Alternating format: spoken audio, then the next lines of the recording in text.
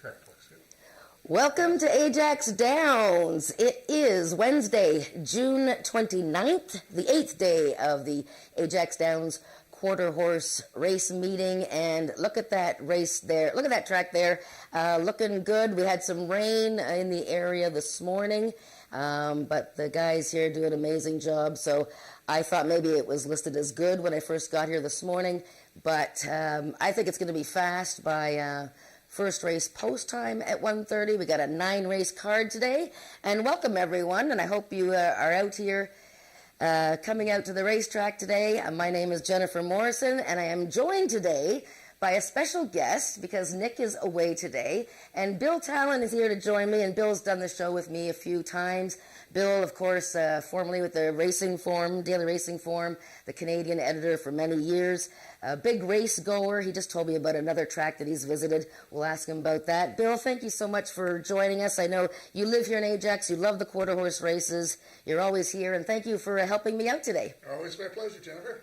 That's great. And so you just came back from a trip to Portland, Oregon. Yeah, I was out in Oregon for a couple of weeks, visiting with my daughter and granddaughter. And I guess you call it a hobby. I love going to racetracks. That's not a hobby, that's a pastime. But I visited the most obscure racetrack I've ever visited in Union, Oregon, Eastern Oregon Livestock Show. So that's one to add to. If anybody else has ever been there, I'd be surprised. Now, do they have programs? Oh yeah, programs. Okay. The mixed breed cards, very short fields, pretty much bottom of the barrel as far as racing goes. But racing is racing, right? It's always fun and challenging to try to pick winners and everything else. So. That's right. Now, did you cash any tickets? Can I pass on that question? Yeah, it's pretty cool. I know people who like to travel around and visit different racetracks. So, Union, Oregon, boy, that's a different one for sure. But thanks for helping us out here today. Like I said, we have 9 races. So actually, this is our biggest card of the year. So you're the lucky one that came. Nick's gone away, and now we have 9 races. But it's a good card, I think. We got the feature is the Sprint Series Leg 2, which is race 9, but we've got pick 5s, 2 pick 4s, rolling pick 3s. So there's lots of opportunities to bet today. Yeah, I think there's some pretty wide open races too. Yeah. So let's get started here with race number 1. And this race is a 300-yard allowance race, and a very intriguing condition here. We haven't seen this very often. This is for 3-year-olds and up, which have finished 3rd place or lower in their last 3 starts. So you look at the field. We also have a scratch in here, by the way. Number 5, Hanover Hill Viola is scratched. But you look at the field. You're just going to look at the speed indexes here and realize that number 4, Country Fried Chicken, has all those 90s and even 102 there. So expecting very, very low odds here. What do you think, Bill, about the first race? Well, I think I noticed, I was looking at, I wasn't here for the Father's Day card, but I noticed favorites went 6 for 6, and it looks like that trend is going to continue here. I would say Country Fried Chicken lays over this field. Oh, no. Yeah, it might be an exciting race. Okay, no, we can't keep doing pens. No.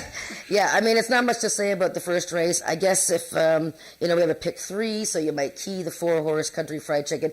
Is there any possibility that any one of the other horses could beat him in this race? Well, the one runs very well off the shelf. I mean, he won his debut in 2018, first out 2020, and, it's a quarter horse race. Some missteps somewhere by the big favorite, and this guy can be right there. Yeah, I think let me pick the race exactly the same way for 1 and 2. So very good. Okay, well, let's move on to the second race because things get a little trickier right away here with race 2. We'll talk a bit about some of the pedigrees that I looked up here. This is a 2-year-old race, and only 3 of them have not started before, and 4 of them have. So this is 250 yards for maiden 2-year-olds. The inside 3 horses are all the first-time starters, and the outside 4 all have a race under their belts. Now, I don't know how you approach this race, Bill, but who did you land on here, and we'll go from there. Well, I looked at the starters first, and then I went to the debutantes, and or not all debutantes, one's a club. But, and I ended up going with the Francesca, the 3-horse. And I thought that last work looks quite good. And it's not, certainly not nothing but a bonus that Ismail Masquera won, was 3 for 3 at Fort Erie yesterday. Yes, he did. Ismail had a big day. Yeah, he's had a big day at Fort Erie. He's actually making a charge, I think, for the leading rider there early in the season. But interesting, eh? Look at that. I also picked Francesca, Big Dog Racing Stable. Yeah, I looked up the mare. The mare is a thoroughbred mare. And she actually won first time out in her career as a 2-year-old at Oaklawn Park and went on to win 5 of 14 races. So I did like that. I agree with you. The last workout looked like it was a pretty good time. I'm not 100% sure that this is the pick. What do you do with number 6, SW Annihilator? I watched his race. I thought it wasn't too bad. He just, was a little bit green. He's got the experience. Does that help him in this spot? I think it has to, yes. I mean, it was a while ago, that start, but it does have the best speed index of any of those who've raced. And, of course, the connections are serious. Jason Pasco and Brian Bell, I would never rule a horse like this out. Wouldn't surprise me the least if he won. Yeah, they're 27% winning in the last year together, Bell and Jason Pasco. I looked up the 2-horse Zumbi. This is owned by Brooke Sisson. Very nice cross there, the Sizzlin' Cartel onto a Mr. Jess Perry mare. A little bit of a bullet work there. Unraced Dam. I think as you get towards the inside, though, I'm not really leaning towards picking a first-time starter on the inside. Would you agree with that? I would, definitely, yes. Yeah, and especially the horses on the outside. I thought the 4-horse, and you also picked this horse second, he ran pretty well in his opener, and he gets blinkers on today for Angel Carter. First prize Charlotte. I'm not sure if you were here for that race where she won her debut. I wasn't. No, I was. Yeah, she won very easily, and it was quite spectacular. So, I think the 4-horse. It was an okay debut, and the blinkers can be, quite significant. Yeah, again, win candidate for sure. Yeah. Okay. Well, that's a pick 3 starting there again. Rolling pick 3s. Let's move on to the 3rd race, and it's the first leg of the first pick 4, and this is another maiden event, and I think the race comes down to a couple of horses here. There's no changes, but I'm looking at the number 5 horse, 2 Dynamo Hum. He was 5-2 in his debut. He's the son of that great stallion in the States, PYC Painter Wagon, from the Michelle Woodley barn, and Corey Spatero coming down from his new place that he lives about 8,000 hours away. But yeah, I landed on 2 Dynamo Hum. What do you say, Bill? I think we must have been reading each other's minds or something in the weekend. We did not rehearse this, believe me. But yes, I went directly to 2 Dynamo Hum. I think there are connections, big deal, a good opener. Finished just behind Juice, who's been running well and should run well again, and is a solid contender here, I believe. Yeah, I like the way 2 Dynamo Hum finished in that race. I had, notations here that he closed some good ground. Now, Juice is very logical. 75 cents on the dollar last time. Big favorite. But he broke inward, and he bumped another rival. And just wasn't quite, clean from the gate and straight. So you can't discount the Scott Reed barn with Carly Furlonger. They're at 26%. What do you do with his investments, the 6 horse? Well, I mean, he's certainly, based on any criteria, he could win the race, but he's over 17, 9 in the money. You got to put him on the ticket somewhere if you're playing exotics, trifectas, supers. To win, I wouldn't get on the bandwagon at this point, but... So maybe with this first leg of the pick 4, we would just sort of maybe just key in on the 5 and 7, or if you want to take a chance and key the 5 for the Michelle Woodley barn. Yeah, you might throw in the 4 too if you wanted to live a little dangerously. Okay. Dropping, definitely. Back last time she raced in this class, she was competitive. And, that's true too. Yep, Sharon Pasco's horse was in the Princess Derby and a little bit overmatched there. Didn't do too badly in a trial, but you're right, back with maidens, so I might have overlooked the 4 a little bit on point. Okay, let's move on to race number 4. And this is a 250-yard maiden event for Ontario sired maidens. And let's see if we have the same picks in this race. We might, I don't know. Yeah, so we have a really interesting field here, and this is the second leg of the first pick 4. There are 5 horses in this field coming out of the same June 15th race. And that race, Isaac Cocoa Puff, the one horse here, was second in the race. She is adding Lasix and shortening up in distance. Draws the rail, though, but I expect her to be one of the favorites here. Who did you land on, Bill? I went with the Jezebella, number 6. Okay. Just said it was decent speed index last time. That was for horses that would average 80 or lower. I liked her race, and I think good combo. Barry Wood's been off to a good start this year. Tony Phillips is his man, and I think this horse, she's certainly capable of winning this race, I think.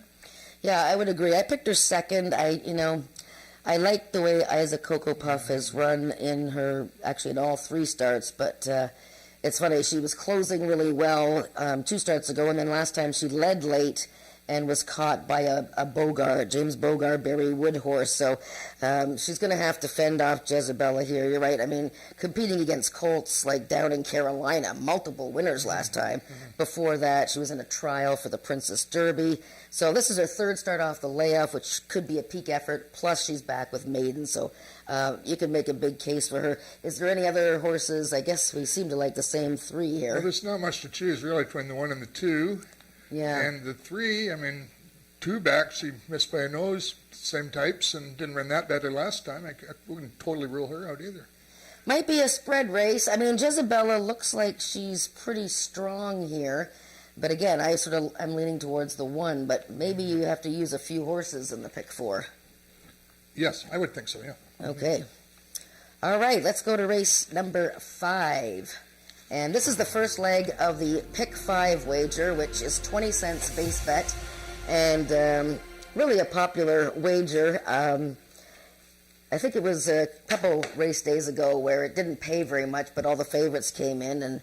But today I think it's going to pay very well. So I have a ticket that we've marked out that will show once we get closer to the 5th race. But this is an allowance event for Ontario sired non-winners of 2 lifetime. And I narrowed it down to a couple of horses for my pick 5 ticket. I mean, there's only 5 horses in the race.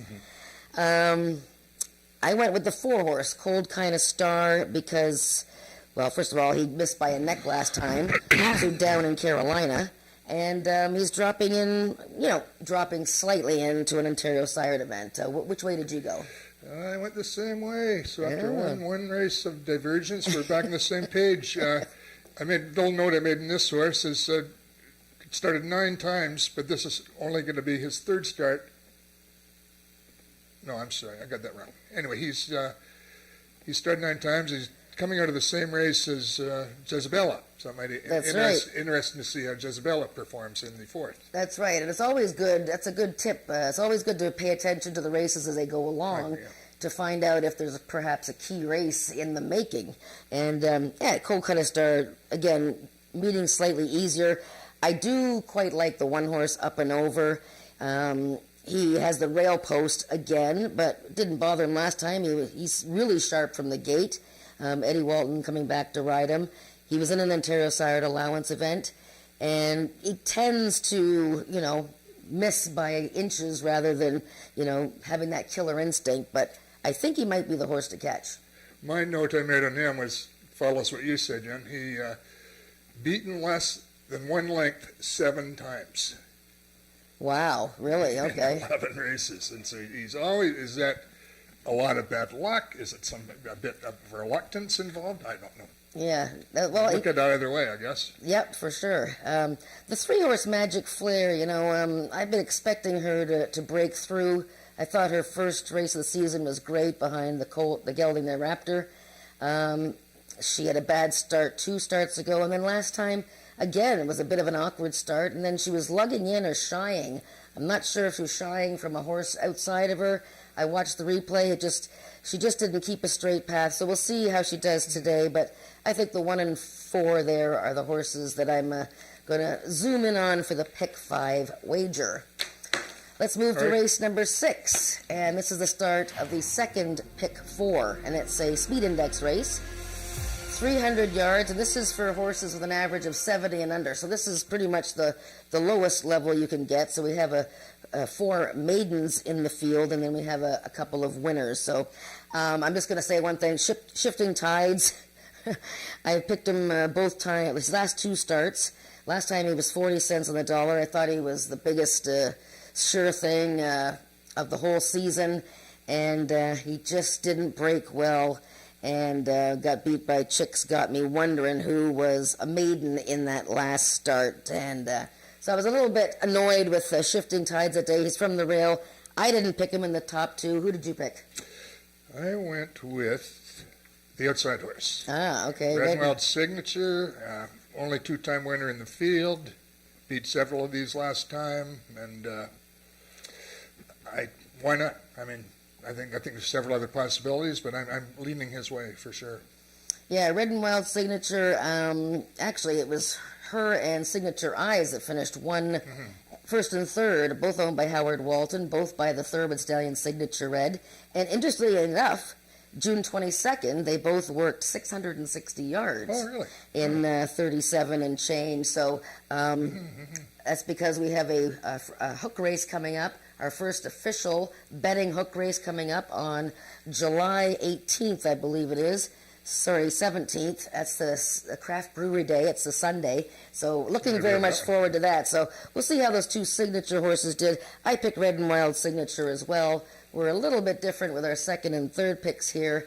You went with shifting tides for second. Well, I think I've keyed this horse the last 2 times, and certainly, some frustration involved there, but he's going to get it done one of these days. He still fits in this level, and again, the connections are strong. Maybe going back to 300 helps him a bit, stretching out a bit. Not sure really, but can't hurt anyway. Yeah, well, it's always good to pay attention to see the first couple of races, see if there's any kind of mild bias inside versus outside. I don't think there'll be. I mean, the track looks great, so we'll see if anything comes of that. So let's move on to the 7th race now. Trying to see where I know I have replays here somewhere, but hopefully... Oh, we do have one in race 7. Okay. Oh, good. You guys wrote it down and I didn't. Oh, that makes sense. Oh, you're going to have to press that button there. Okay. Anyways, this is a speed index race. Actually, it probably should be like an allowance race because the horses are so good in here. But this is 350 yards. Speed index of the last 3 races of 90, an average of 90 and under. We have the horse of the year from 2021 in the field. That's the 1-horse First Cold Wave.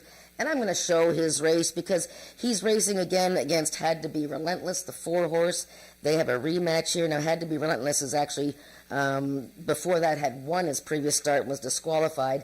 But let's watch poor First Cold Wave's first start back at Ajax. What? Oh, my gosh. There's your cake. Okay, there's my cake. Very good. All right, well, let's get back to the replay here. Oh, boy, look at that hair. Yeah, that was too many candles, by the way. So let's watch the 2-horse here, First Cold Wave. He had run a couple times at Remington. Ooh, yeah, just a nasty stumble there. And amazing, though, the horse finished 3rd.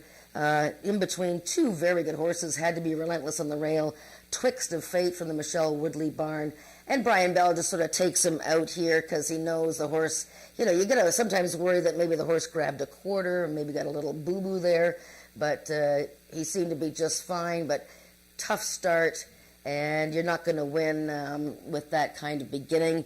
But it was a 94 speed index for the race, and I have no trouble thinking that the horse is going to do a lot better today. So I'm looking for him to turn the tables on the 4, Had to Be Relentless. What did you do? Once again, I'm with you. As soon as I saw you'd ordered up this replay, I knew this was where I was going. But I mean, there are stumbles and there are stumbles. Right. And that was a stumble. Yeah, that was a yeah. Eliminated any shot he had. Yeah. So there's bobbles or losing their footing or the ground breaks, but that was a bad stumble. Yeah, that's like the Jack stand on was, Yeah. Oh, yeah, here. Oh, sorry.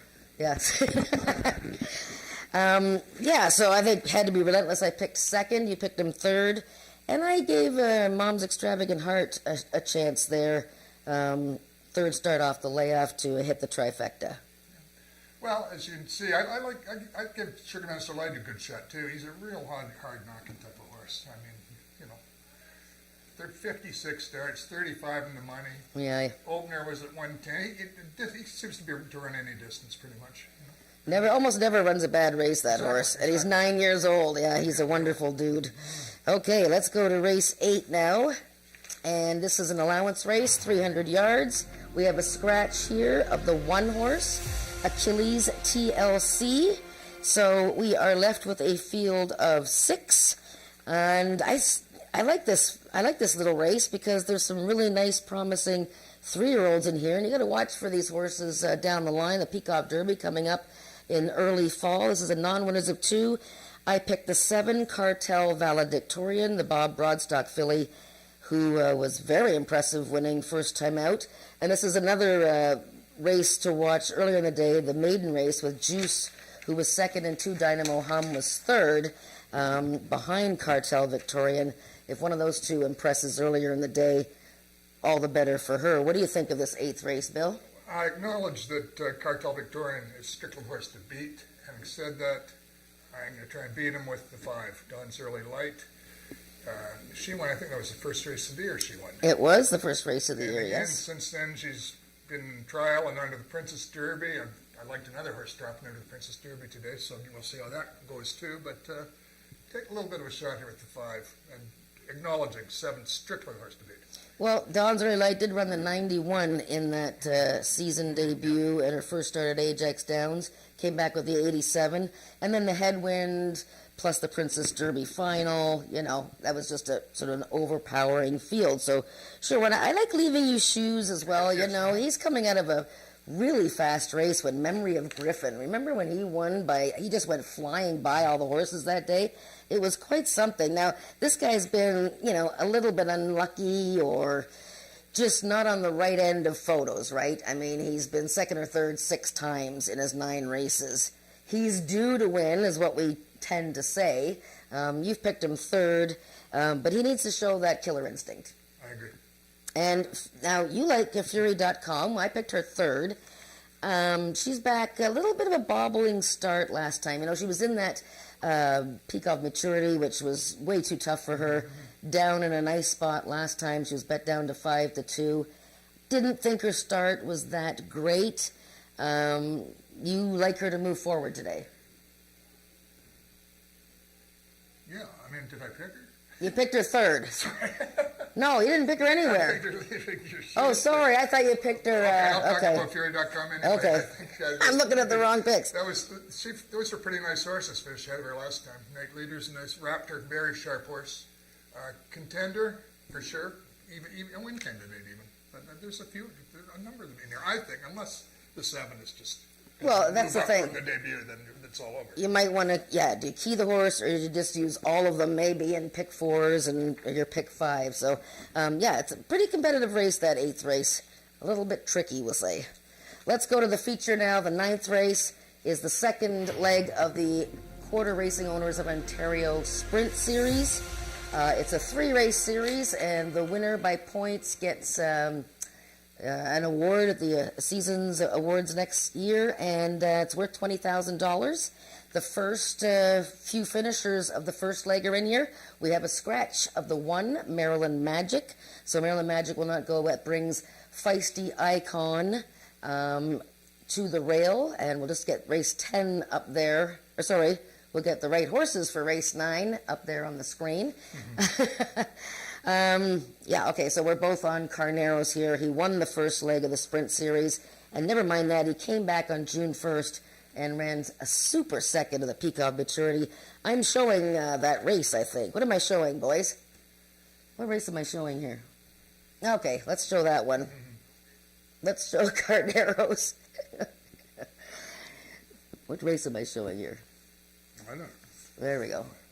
Oh, right. Okay. No, I'm sorry. I'm showing Carneros' win, but I'm showing the pile up here. with Feisty Icon coming out. So Carneros is on the rail and Zox to be used in the two-path. They finished 1-2. But here, Feisty Icon kind of comes out a bit and causes a lot of horses to be bobbling. Chicks Dig My Money Bags probably got the worst of it because he had his hind end hit from out behind him. Let's just see if we can see the head on. Well, let's just watch this one again. Look at the people there that day. Yeah, Feisty Icon, his first race of the year, 10 years old. Wasn't all that straight coming out of the gate. Two-time horse of the year. I think he's a contender here. But he did cause, there we go, look at this head on here. Little bit of a drifting into I Am the Eagle, and yeah, Chicks Dig My Money Bags really got roughed about. Meanwhile, Carneros on the rail and Zox to Be You finishing 1-2. And Zox to Be You came back and won June 19th in a really nice, a much easier race, but he looked good doing it. So, but Carneros is in really strong form right now, isn't he, Bill? He is. It took him basically to the end of last year to rediscover his winning touch, so to speak. But he's been super sharp this year, and the 220 is going to hit him right between the eyeballs. Yep, 2 wins in 2 seconds going at 220. I know Brian Bell he said to me last time when the horse won in his opener, he says, it's the gate that's the only thing with this horse, as long as he's standing square and close to the front of it, and that's when the gates open, then he's just fine. But he has been known to have a little bit of gate issues. Feisty Icon, it's not too hot for him. He doesn't like a wet track, so watch the weather. But I think he's got a good chance to be right there. You've picked him second. And I got the 6. Well, you've got the 1. He's scratched now. And I picked Chicks Dig My Money Bags to hit the ticket just off of that tough trip. And don't forget Zox, too. And Zox, yep, he's red hot right now, so he might be, it took him a long time to finally win, and that was a long time between wins there. Sometimes horses come right back, don't they? Yes, yep. Yeah, well, there you go. Okay, they've taken your one out of there. All right, well, there you go. We have got about 12 minutes to post or so for the first race. Thank you, Bill, for helping me through all these races. I hope you guys are going to have a great day wagering today, whether you're here at the track or betting on HBI. And I'll be with you before every race talking about how the horses look in the paddock. Thank you, Bill. You're most welcome. Happy hunting. Yeah.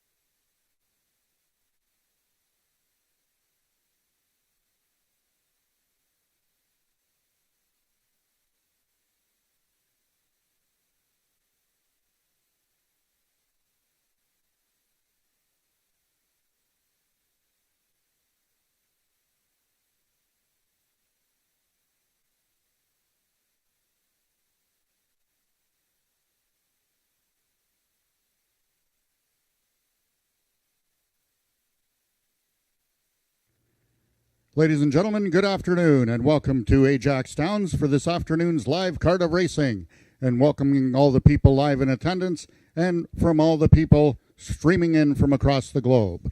We have 9 exciting races this afternoon. The on-track feature goes in our 9th and final race of the day.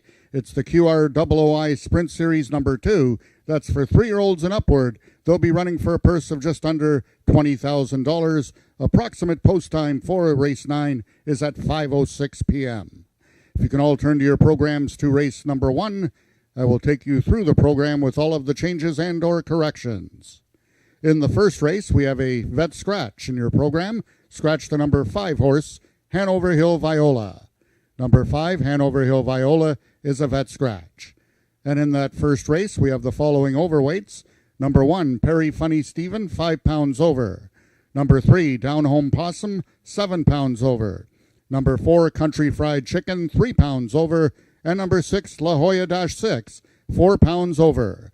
Note that in race number 1, there is no superfecta wagering available due to the scratch of number 5, Hanover Hill Viola. Race 1 offers win, play, show, exactor, and triactor wagering, and it is the first half of today's Daily Double and also Race A of the first Pick 3.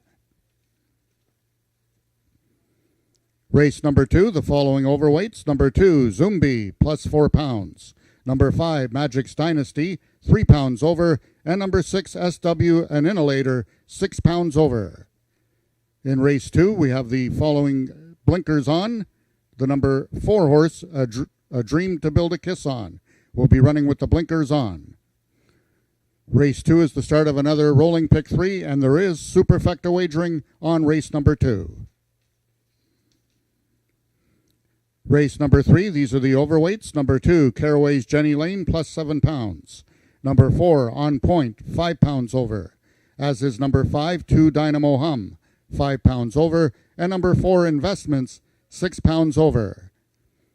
Horses racing with the flipping halter on, both number 1, My Khaleesi, and number 7, Juice. Horses racing with the flipping halter off is number 4, On Point. Race 3 is the start of another rolling pick 3, and race A of the early pick 4.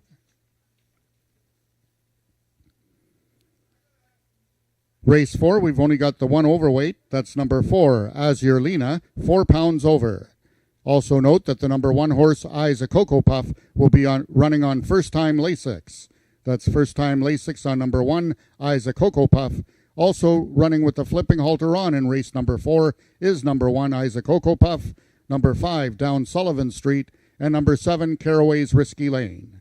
Race 4 has win, place, show, exactor, triactor, and superfecta wagering, and the start of another rolling pick 3.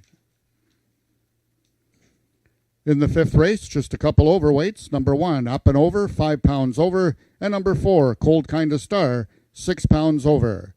First-time Lasix will be given to number 5, Hanover Hill Lucas. And racing with the flipping halter on, the number 3 horse, Magic Flare. Race 5 is race A of this afternoon's pick 5. In the 6th race, just a couple overweights. Number 5, Signature Eyes, 6 pounds over. And number 6, Six Fast Chicks, 4 pounds over. Horses racing with the flipping halter on, number 3, Papi Chulo. Race 6 is the start of another pick 3, and race A of this afternoon's late pick 4. Race number 7, the overweights. Number 1, First Cold Wave, 6 pounds over. Both number 2, Lethal Trace Hayes, and number 3, Sugarman's Delight, both 5 pounds over. Race 7, another start of the late rolling pick 3. Horses racing with the flipping halter on in the 7th race are number 2, Lethal Trace Hayes, and number 7, Mom's Extravagant Heart. In the 8th race, we have a steward scratch in the program. Scratch the number 1 horse, Achilles TLC. Number 1, Achilles TLC, will not go postward in today's 8th race. And the overweight, number 6, VF Exact Return, 6 pounds over. Horses racing with the flipping halter on in race 8 is the number 6 horse, VF Exact Return. Race 8 is the first half of today's late daily double. That brings us to the 9th and feature race of the afternoon, our final live race on the card. It's the QROOI Sprint Series number 2 for 3-year-olds and upward, running for a purse of $19,870. And in race 9, we have a vet scratch in the program. Scratch the number 1 horse, Maryland Magic. And the following overweights, number 3, Carneros, 6 pounds over. Number 5, SW the Redeemer, 3 pounds over. Horses racing with the flipping halter on in that race are number 4, Carneros, and number 5, SW the Redeemer. Race 9, once again, approximate post time at 5:06 p.m. The track conditions are listed as fast. It's 19 degrees Celsius, 66 degrees Fahrenheit. We have a very, very light wind this afternoon of only 10 kilometers per hour, which is 6 miles per hour from the northwest. Post time for race 1 at 1:30 in just 5 minutes.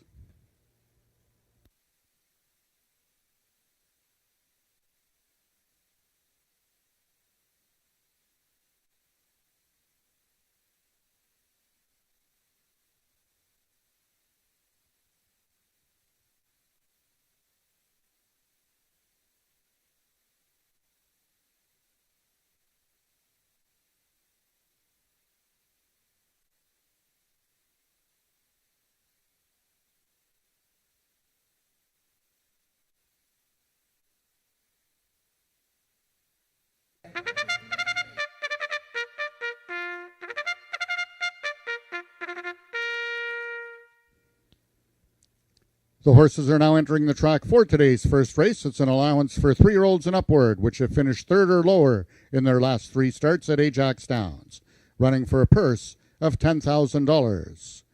Number 1 is Perry Funny Stephen, owned by Christine Tavares, trained by Joe Tavares, and ridden today by jockey Ed Walton. Number 2 is Pretty Runaway, owned by James Bogar, trained by Barry Wood, Tony Phillips.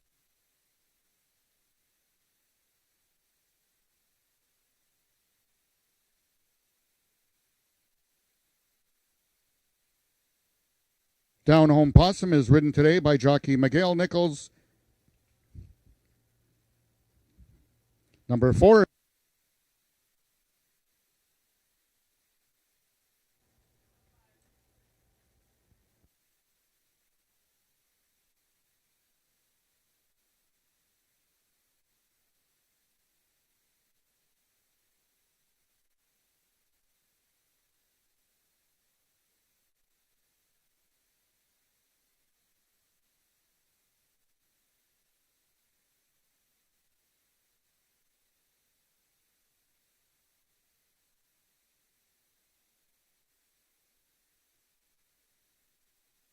Sorry, ladies and gentlemen, we had a technical difficulty with the microphone. Back to the post parade, finishing up. Number 4 is Country Fried Chicken, owned by Milena Fitchin, trained by Jason Pasco, and the mount this afternoon to Ricardo Moreno. Number 5, Hanover Hill Viola is a vet scratch, and completing the field, number 6, La Jolla-6, owned and trained by Paul Garrison, and ridden by jockey Ten Harriot. That is your field for the first race, going a distance of 300 yards. Just 2 minutes till post time. Please make wagers early and avoid being shut out. Also remember this afternoon, for all the patrons that purchase the quarter horse program, you will be eligible for a free Frosty at the Wendy's on Kingston Road if one of our jockeys wins 2 races on the card.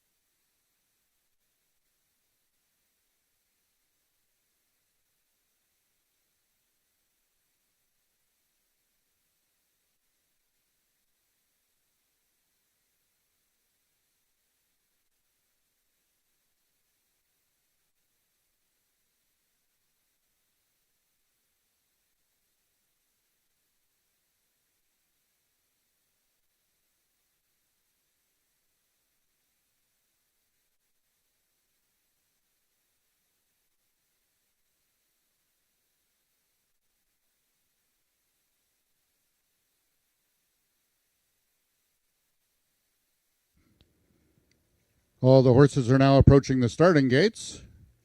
They'll be loading shortly.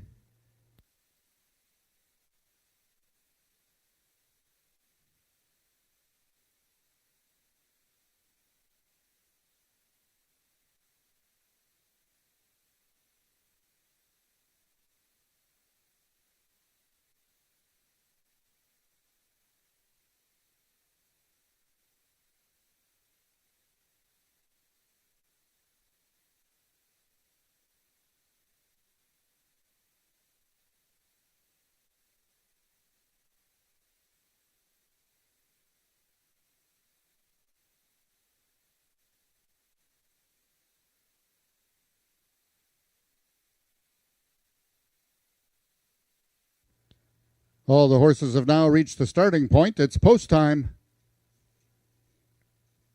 And number 1, Perry Funny Stephen, is the first one in.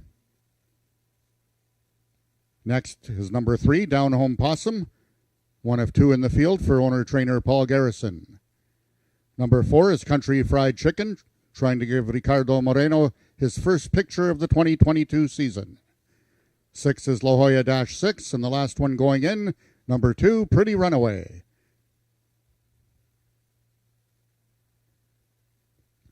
They're at the post.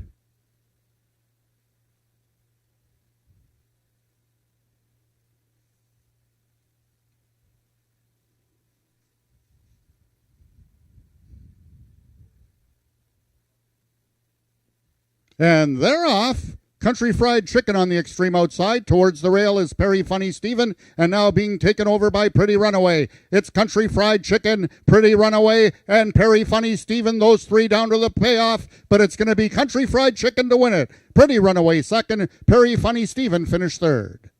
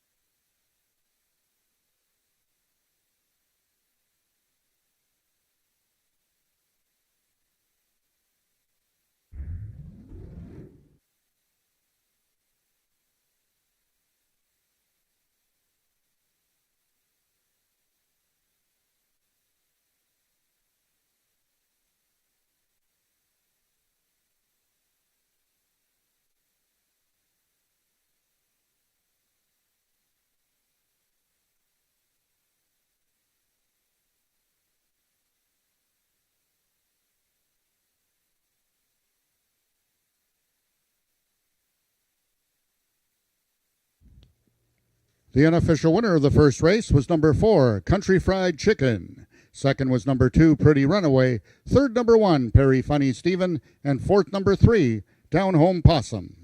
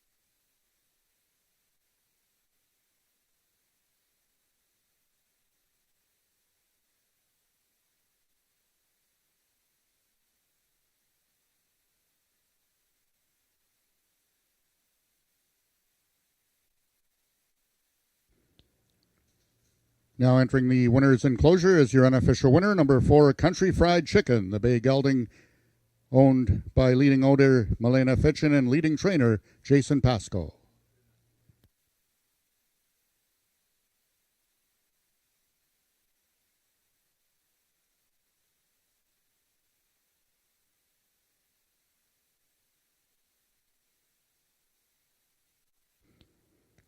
The results of the first race are now official. The winner is number 4, Country Fried Chicken, 4-year-old bay gelding by Country Chicks Man out of Lawanda by FDD Dynasty. Bred and owned by Milena Fitchin, trained by Jason Pasco, and ridden to victory by jockey Ricardo Moreno. Country Fried Chicken winning the distance with a time of 15.416 seconds, carrying a speed index of 94. Rechecking from top to bottom, order of finish in your program should read 3-2-4, 1 vet scratch 5. Those are the total results of the first race. In this upcoming second race, just the following overweights. Number 2, Zumbi, 4 pounds over. Number 5, Magic's Dynasty, 3 pounds over. And number 6, SW, an Inhalator, 6 pounds over. Also note that number 4, A Dream to Build a Kiss On, will be running with blinkers on. Race 2 is the second half of the daily double with superfecta wagering available, also the start of another rolling pick 3.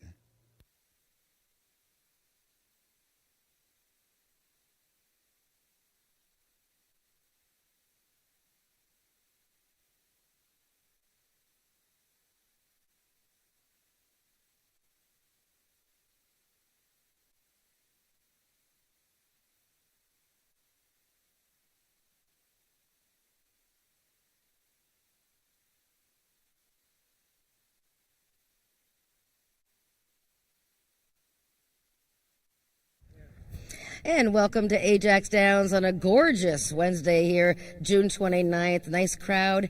And our first race has been won by the favorite, Country Fried Chicken, who it looked like he was working hard to get that victory as the big favorite. But my man Ricardo Moreno here is going to tell me otherwise. Congratulations to Milena Fitchin and Jason Pasco for this Ontario bred by Country Chicks Man. It's his 6th win in his career and his 3rd start this year. Now, Ricardo, you've ridden this horse a few times before. You've won on him. Tell me about his first 2 races this year. Tough company, I guess, had to be Ivory. Yeah, actually, it's a nice horse. The first time he, remember, for the Derby, it's little stumble in the gate, so it's a lot of troubles. He's coming too fast, and the stand is broken, so perfect. The horse not like it too much whip, easy win. Yeah, no, you were telling me, I thought, wow, Pretty Runaway really made him run there, but you said that Country Fried Chicken sort of had her number. Oh, yeah, it's a nice horse, so usually start nice race and no whipping. Nice horse. And this is only your 6th mount of the season, so you are doing some back and forth to Alberta still. How's that going for you? How's the Alberta season going? Oh, Alberta is coming nice good right now. It's coming the Derby, Yes. Friday, and Saturday is the beef jury. So it's coming good. I like it. Both coming in here, Ontario. I like it. Very good. Well, congratulations. Your first win of the season at Ajax Downs. And that is Ricardo Moreno, Country Fried Chicken for owner and breeder Milena Fitchin and Jason Pasco. We have race 2 coming up.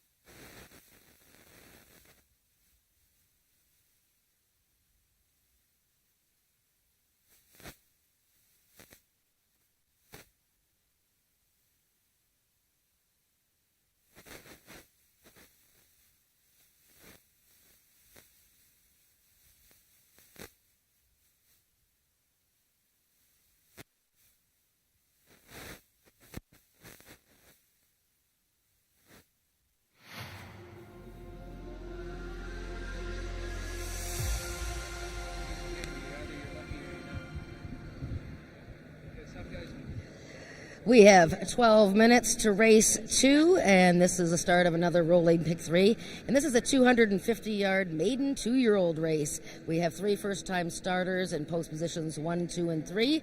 And the outside 4 horses have all had a race under their belt. And I'm going to start with the 3 horse in here. She's a first-time starter by the name of Francesca. Both myself and Bill Talon, who co-hosted with me on Talking Quarters, we both landed on this filly, which is kind of interesting. But nice breeding on this Oklahoma bred from the Big Dog Racing stable. The dam of this filly, Star Tour, is actually a thoroughbred, and she won first time out as a 2-year-old in her career. That was at Oaklawn Park, and she went on to win 5 races in her career.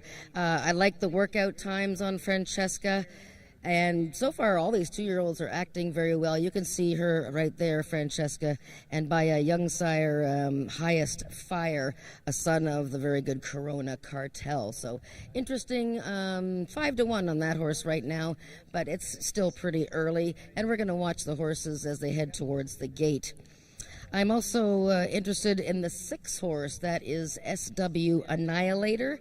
I'm saying Annihilator. I know there's an extra N in there, but I'm going to call him Annihilator. And he has a race under his belt. He actually made a debut at Remington Park in Oklahoma in late April. And it wasn't a bad effort. He had an outside post and wasn't beaten too far. There was a nice horse in the race, the 3rd place finisher, Mooning Deluxe, that actually came back and won a trial for a stakes race with an 82 speed index. So a good learning experience for SW Annihilator down in Oklahoma. He did have a workout here June 12th from the gate, and pretty good time for that work. Brian Bell and Jason Pascoe, they're winning at a 27% clip right now in the last year, and SW Annihilator looking pretty good. Number 4, A Dream to Build a Kiss On, is a chestnut colt. Really impressed by his appearance here in the walking ring. There he is there with owner and trainer Angel Carter, and his debut wasn't too bad at all. He didn't come out of the gate overly sharply. The winner of that race was a very fast firster by the name of First Prize Charlotte, but this fellow's getting blinkers on for this first time, and he is just a very well-made, strong-looking colt. His mother, Tracy Smooches, won so many races here and other places for Angel. And we got Neil Husbands is going to ride A Dream to Build a Kiss On, and he is currently the 2-1 favorite. And I think people must have looked at his race again and saw that it was pretty darn good. Some other first-timers in here. Number 1, Stan Air, by the same sire as A Dream to Build a Kiss On, that's Dash Air. And I should mention that First Prize Charlotte, that impressive winner from June 15th, is also by Dash Air. Stan Air is a first-time starter for owner breeder Steve Hunter, trained by Janet Grice. The mare was unplaced. And Dash Air, of course, he's no longer with us, but this is his first crop to race in Canada. The 2 horse is the filly Zumbi, 9-2. Very nice pedigree cross here with the Sizzling Cartel on top of a Mr. Jess Perry mare. Unraced out from this filly on June 9th, and she was making a pretty good appearance. You can see Rachel Isaacs there with Zumbi, who is owned by Brooke Sisson and trained by Sean Slater. We're going to take a look at these horses a little bit closer as they leave the post parade and go to the gate. We'll do the run-up, but for now, this is the start of another pick 3. The favorite at the moment is the 4, A Dream to Build a Kiss On. Good luck with your wagers, and we'll talk a little bit more just before the race starts.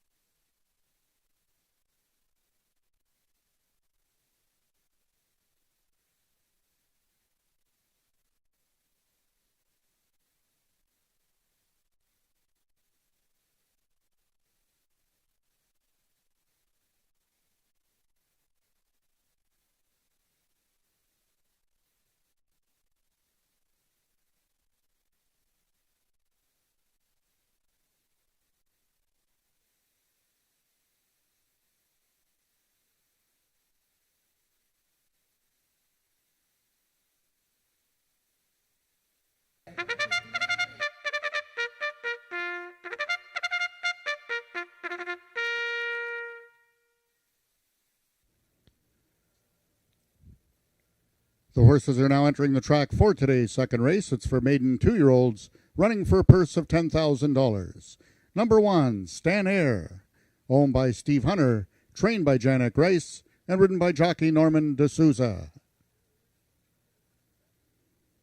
Number 2 is Zumbi, owned by Brooke Sisson, trained by Sean Slater, Rachel Isaacs in the saddle.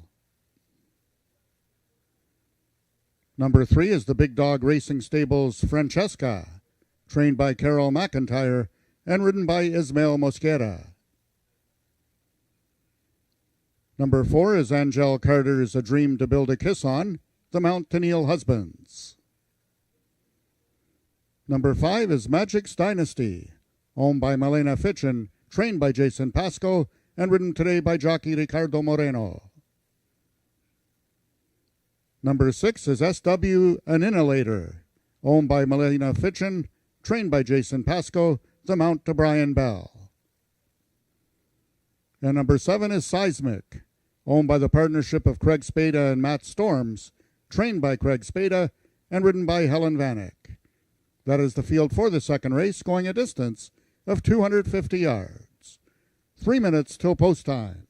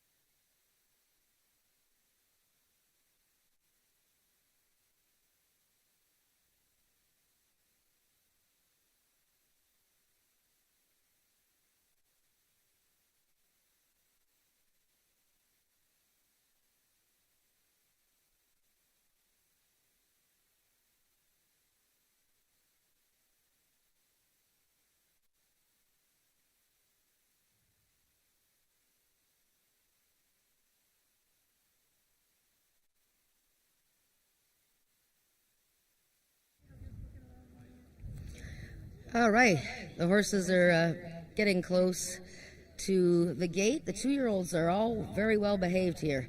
I had a hard time picking out a horse on appearances. I still like the looks of the 4-horse, A Dream to Build a Kiss On. Still the favorite now. The horses have been fluctuating, wide open board. But the 6-horse, SW Annihilator, which is what apparently his name is supposed to be, but it was misspelled on the way to registering. He's got that race under his belt. It's from the Jason Pasco barn, and the horse looks pretty professional. Brian Bell is on board. I did like, again, the looks of Seismic, the 7. I quite liked her first time out. She's a big, chunky filly, but she didn't break from the gate very well at all that day.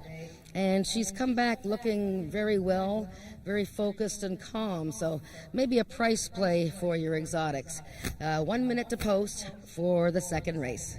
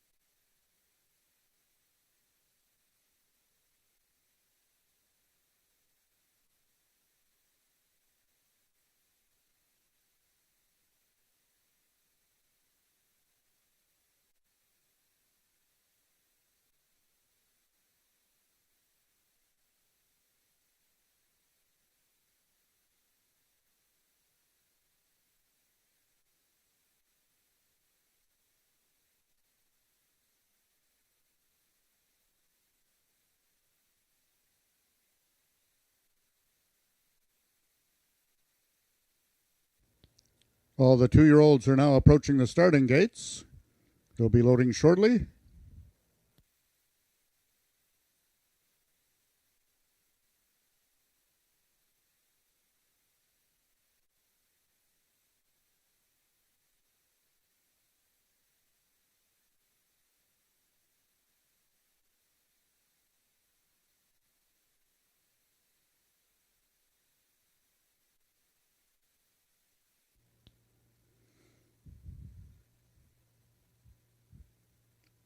All the 2-year-olds have now reached the starting point. It's post time.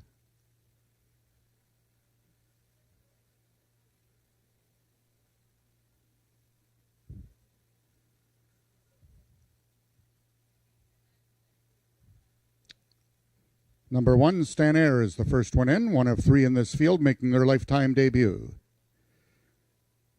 Both number 5, Magic's Dynasty, and number 6, SW Annihilator, for the Jason Pasco stable, are both in. 2 is Zumbi, the other first-time starter. Number 3, Francesca, making her lifetime debut. Number 7, Seismic, is in, and the last one in, A Dream to Build a Kiss On. Currently the favorite at 2-1 with the blinkers on. They're at the post. And they're off. A Dream to Build a Kiss On got away quickly in the center. Towards the inside is Zumbi. From the extreme outside is Seismic, but A Dream to Build a Kiss On. The blinkers on is going to be the proper medication for the victory. It's close for place between Francesca and Seismic.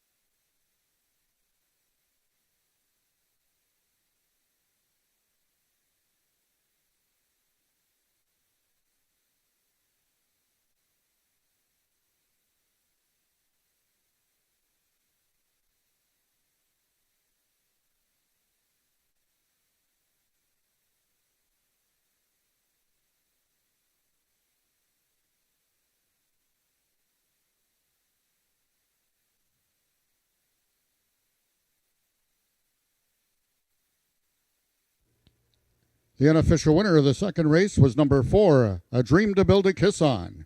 We've got a place photo between number 3, Francesca, and number 7, Seismic. Finishing 4th was number 6, SW Annihilator.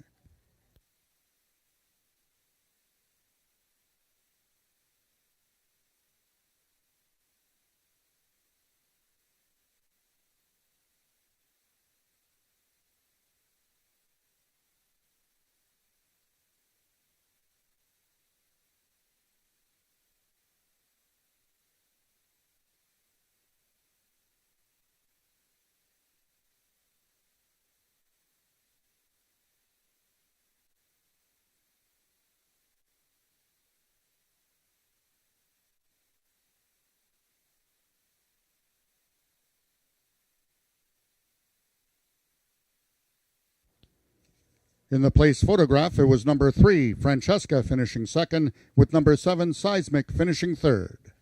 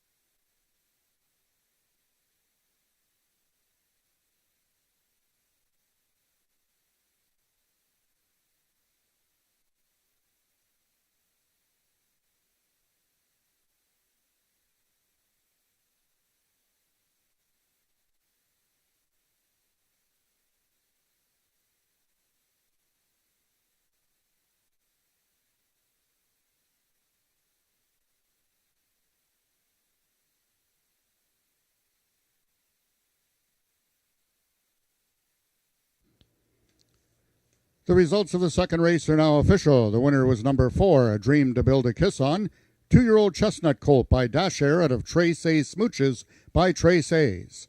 Both bred and owned by Angel Carter and trained by Angel Carter. A Dream to Build a Kiss On was ridden to victory by jockey Neil Husbands. Congratulations on Neil's first win of the 2022 meet.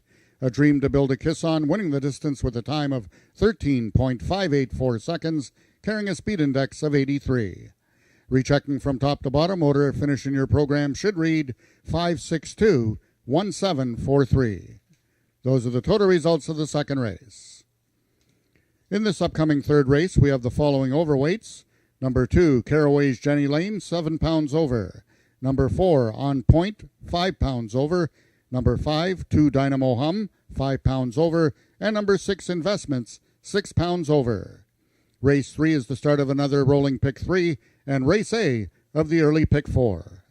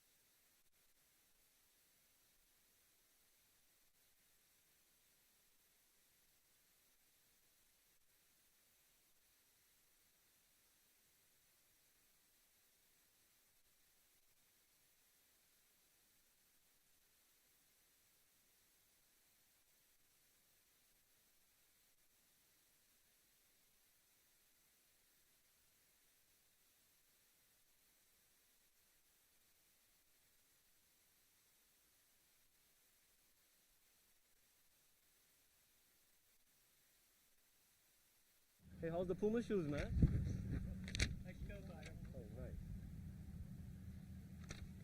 Oh, congratulations, Angel Carter, a lovely 2-year-old colt there. A Dream to Build a Kiss On that she owns, she bred, she trains, and by her stallion Dash Air, who unfortunately passed away. But he's a really top stallion in the U.S. and then came here, and his 2-year-olds are really making some noise. Great win for this colt, his second start. Blinkers on. Joining me, Neil Husbands. Congratulations, Neil, on a big win by this colt, 83 speed index. You didn't ride him first time out, but what did you know anything about him coming into this race? Well, Angel called me on the phone and gave me the call just out the blue there, and I was like, you know what, I'll take the ride, no problem. It's a 2-year-old. Romero, I talked to Romero too, and Romero told me that horse leaves straight, she's fast, and just ride to her best ability. So I said, okay, fine. And then Angela came to the car she came to the paddock just now. She said, Neil, ride with all your confidence. Because she was a bit nervous, but I was confident the whole way.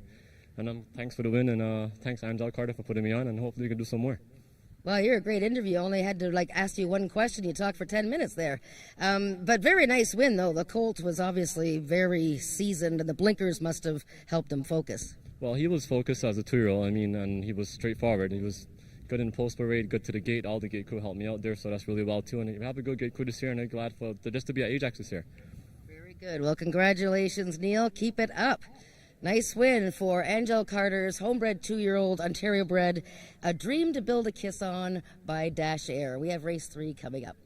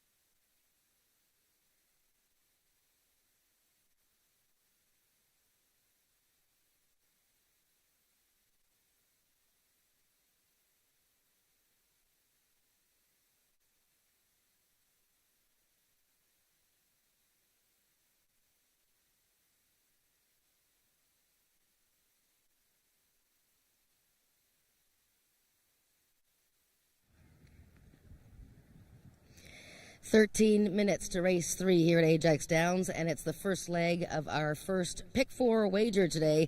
And this is a 330-yard maiden event, 3-year-olds and upward. And right now, all the early money going on the 4-horse On Point, the filly from owner Sharon Pascoe and her son, trainer Jason Pascoe. I am going to start with the horse that both Bill and I selected today on Talking Quarters, and that is the number 5 horse, 2 Dynamo Hum, who is also taking a lot of betting support. He's 3-2 now, and this is an Oklahoma-bred colt who is by one of the leading sires in North America, PYC Paint Your Wagon. And this fellow was 5-2 in his debut on June 8th for the very strong Michelle Woodley stable. And he ran well. He didn't come out of the gate all that sharply. It looked like he wanted more distance. He had a good closing kick, finished 3rd, just a neck behind Juice, who was 2nd, and Juice is in this race. Horse number 7. Yeah, he's a little bit behind the trees there, so we'll catch up with 2 Dynamo Hum shortly. Now, Juice, who is currently 11-1, he's run very well in his 2 starts this year. His first 2 starts at Ajax Downs, he began his career at Sam Houston. This gelding by Ivory James, close second in both starts. First time out this season, second beaten ahead to Fury.com. Last time, he didn't come out of the gate properly. He broke inward. He bumped Investments, the 6 horse in this race, and then Carly Furlonger had to correct him, and he ended up finishing 2nd to a first-time starter named Cartel Victorian, who we'll see later today.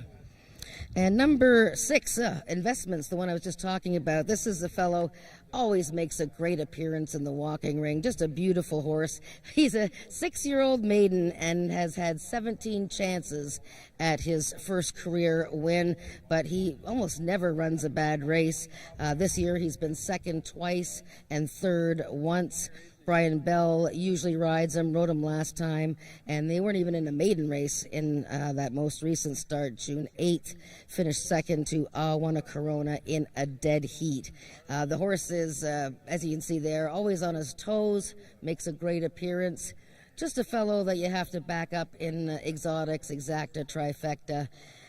Because he just hasn't shown that killer instinct just yet. As far as the 4 horse On Point, the filly taking a lot of support there.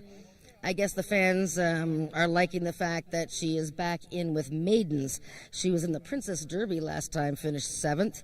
Before that, she was a pretty good 5th in a trial for the Princess Derby with an 86 speed index. And before that, in a maiden event, she was 3rd here at Ajax Downs. So back in with maidens, Eddie Walton riding for the Pascoe family. And just another horse I wanted to look at here is the number 3 horse, SW the Tempest, making a nice appearance in the walking ring. She was prancing around here. You can see her. She's dressed up in the purple blinkers and the blue saddle towel for the 3 horse. Now, she had a terrible start in her career debut May 18th. Just sort of stood in the gate for a bit, so she lost all chance. But she was only 6-1 that day, and you know that Chantal Bourgeois has put a lot of training into her, a lot of practicing since that debut, and I just love the looks of her here.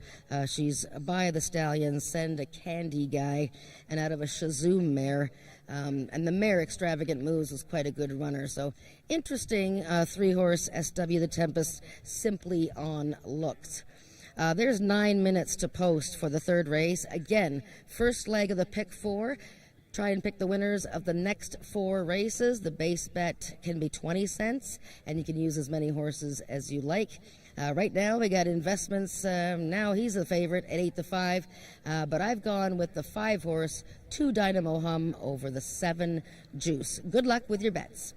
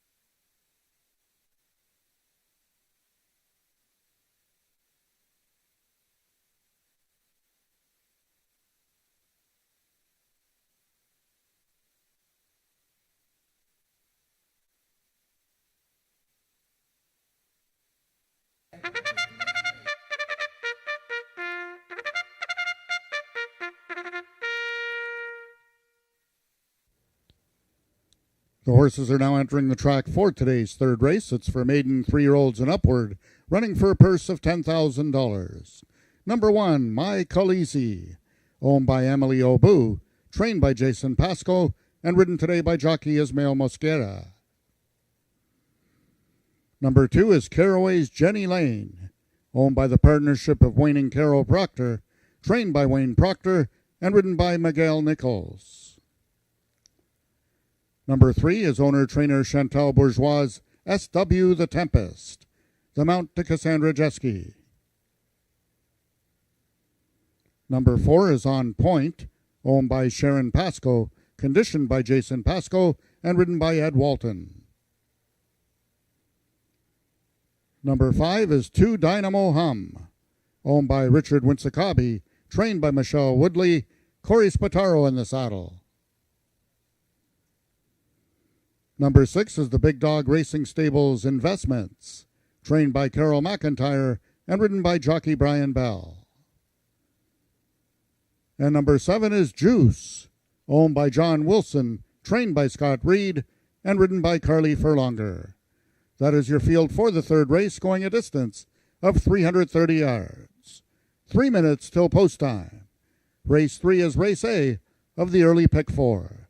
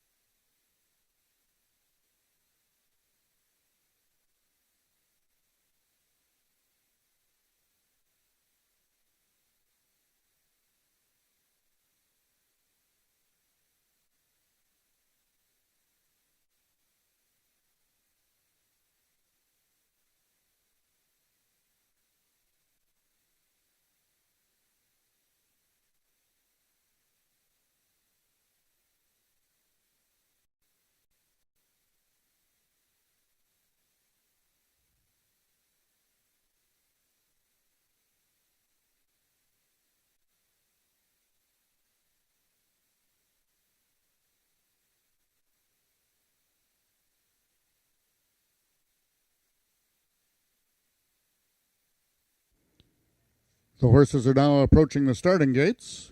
They'll be loading shortly.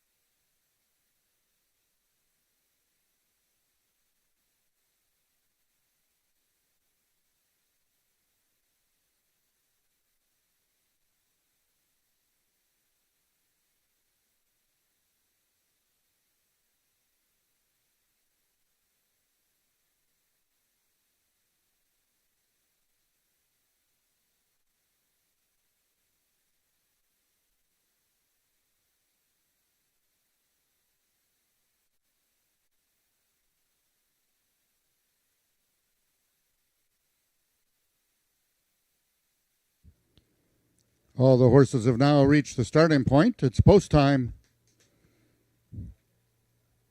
Both number 1, My Khaleesi, and number 5 on point. Correction, number 5, 2 Dynamo Hammer in. Number 2, Caraway's Jenny Lane, the lone 4-year-old in this field. 3 is SW the Tempest, 7 Juice.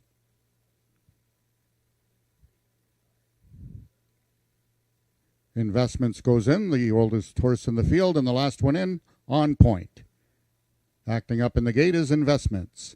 They're at the post.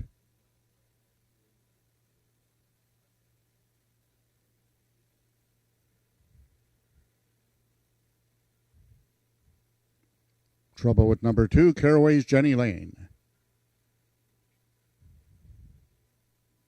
And they're off.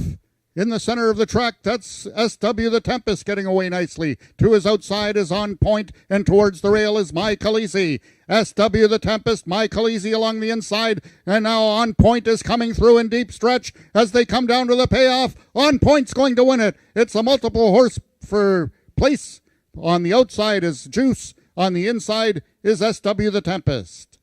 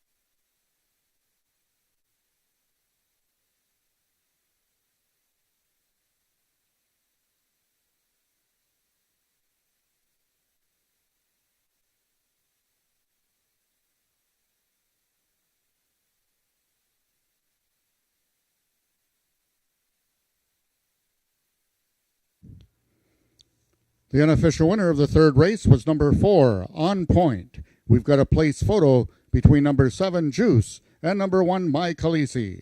Fourth was number 6, Investments.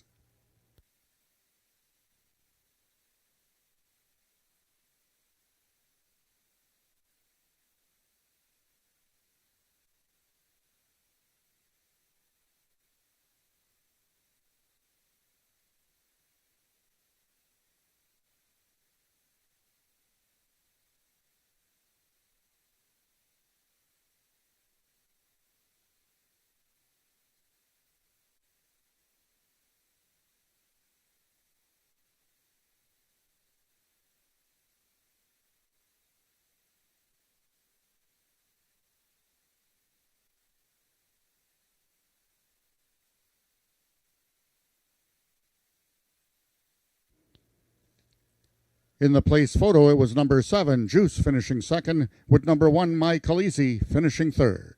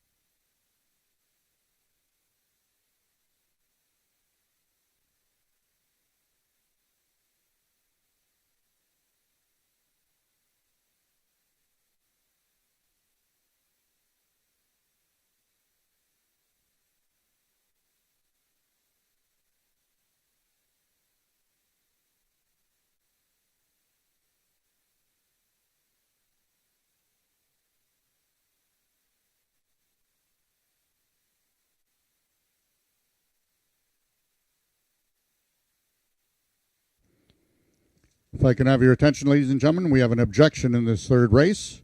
The trainer of number 6, Investments, has claimed foul against number 7, Juice. Finisher has lodged a claim of foul against the unofficial second place finisher. Hold all tickets, please. The race is under review by the stewards. Hold all tickets until the third race has been posted official.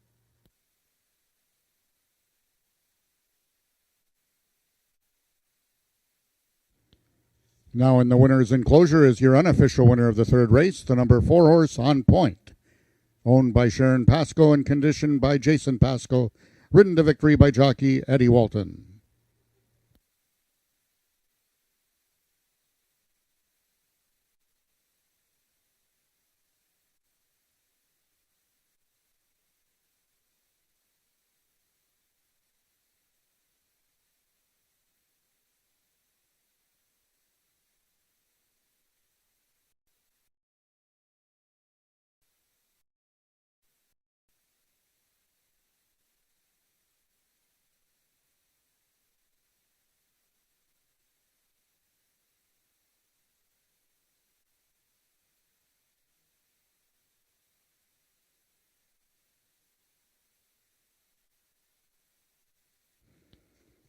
Attention, ladies and gentlemen, we have a further inquiry in this third race, and it's on the unofficial winner, number 4, On Point. Once again, the steward's inquiry on the number 4 horse, your unofficial winner, On Point. Please hold all tickets until this third race has been posted official.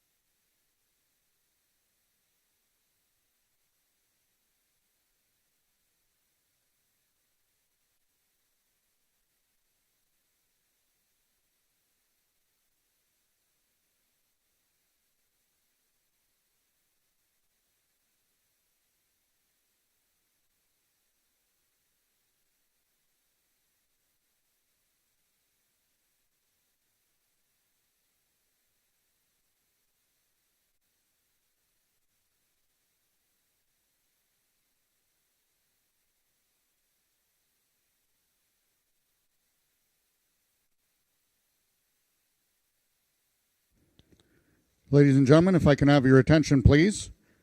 The claim of foul, 6-7, has been disallowed. However, after the Stewart's inquiry, the number 4 horse On Point has been disqualified for causing interference in mid-stretch against number 6 Investments and placing her 4th. Number 4 On Point has been disqualified from first and placed 4th. Therefore, your unofficial second place finisher, Juice, is now the official third race winner. The new numbers on the board are 7164. That is now official. The winner, number 7, Juice, is a 3-year-old bay gelding by Ivory James out of California's Chicks by Chicks Beduino. Foaled in Oklahoma by Royal Vista Ranches. Juice is owned by John Wilson, trained by Scott Reed, and ridden to victory by jockey Carly Furlonger. Juice winning the distance with a time of 17.270 seconds, carrying a speed index of 85. The new order of finish in your program should now read 275-4631. Those are the total results of the third race. In this upcoming fourth race, we just have the one overweight. Number 4, Azurlina, is 4 pounds over.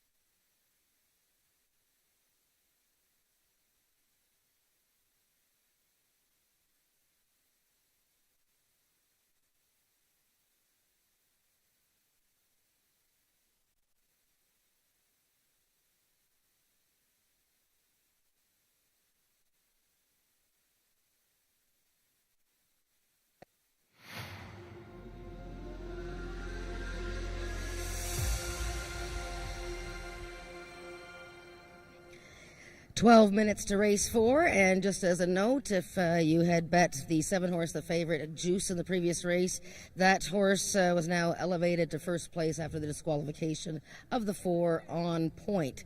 So make sure you check your tickets. We have race 4 here is another maiden event. This is for Ontario sired maidens, 250 yards.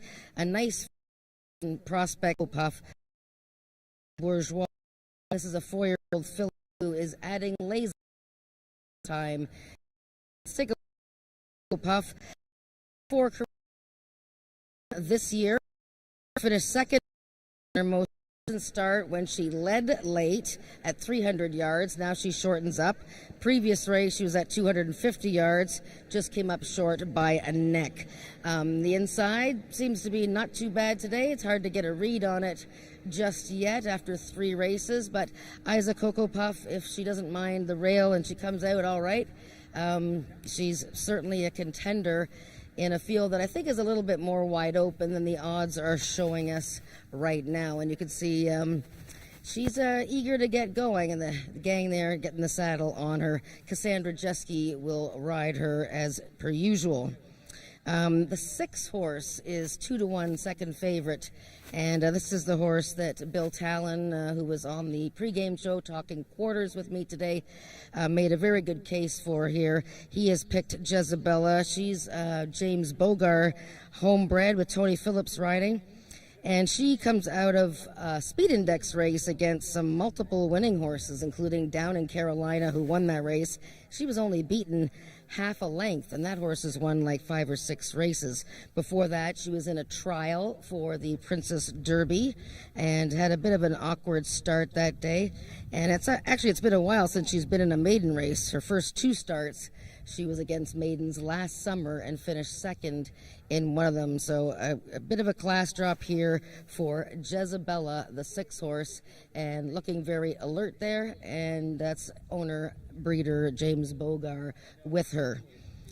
Number 2, Ruby Jess, currently 42-1. She's been some nice odds in all 3 of her starts. She's been 3rd twice and 4th once, and has been in the thick of the battle in her last 2 races. She was dueling in between fillies, including Isa Coco Puff in her most recent with Lloyd D'Souza riding. Just missed that day. And so she's got all kinds of get up and go. She shortens up, which might help her. And boy, if you could get some odds like even 6 or 8 to 1 on her, she's making a very nice appearance in the walking ring here. Number 3, Bodacious Tatas, coming out of the same race as many of these. In fact, 5 of these horses in this 7-horse field are coming out of the same June 15th maiden event. And Bodacious Tatas, who had been beaten just a nose in her season debut, was a little bit flat in that most recent start, finishing 4th behind Isa Coco Puff and Ruby Jess. Ramiro Castillo rides this gal, and she had a brief speed from the gate, but really didn't finish, so perhaps shortening up to 250 yards is going to help the 3 Bodacious Tatas. Looking at the outside horse, Caraway's Risky Lane, currently 9-2. She's coming out of a good race won by a very promising colt by the name of Heart of the Sun, and that was her debut, and she broke slowly, broke inward, and just had to be corrected. So she certainly will, I'm sure, improve off of that experience. Neil Husband's riding, and he's already got a win today. So that is most of the field for the 4th race. We have rolling pick 3s continuing. Hopefully you are live in the pick 4, and 7 minutes to post. Good luck with your wagers.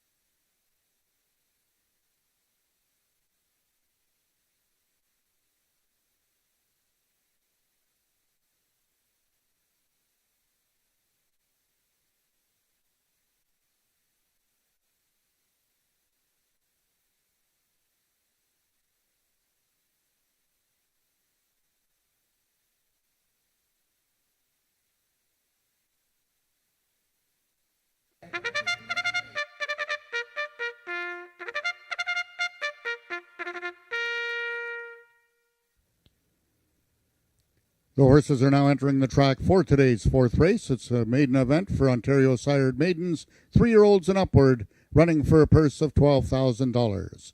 Number 1, Isaac Cocoa Puff, owned and trained by Chantal Bourgeois and ridden by Cassandra Jeske. Number 2 is Daniel Stevenson's Ruby Jess, ridden today by jockey Norman De Souza. Number 3 is Amanda McCormick's Tat, ridden by Ramiro Sanchez Castillo. The Big Dog Racing Azure.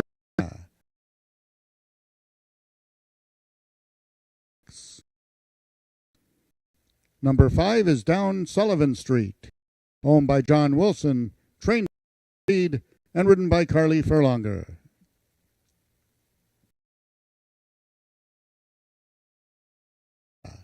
Trained by Barry Wood and ridden by Tony Phillips. And number 7 is Caraway's Risky Lane, owned by the partnership of Wayne and Carol Proctor, trained by Wayne Proctor, the Mount Tennille Husbands. That is the field for the fourth race, going a distance of 250 yards. Just 2 minutes till post time.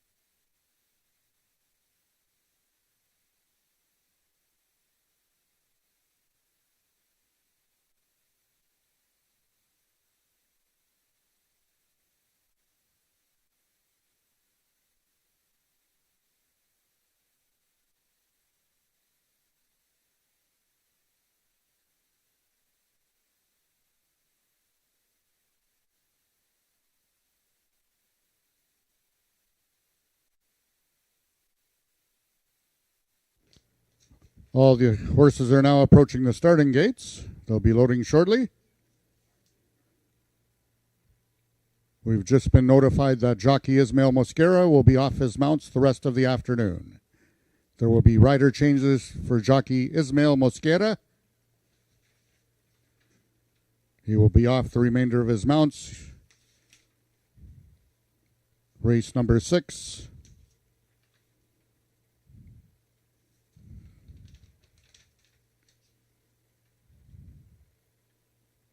Race number 8.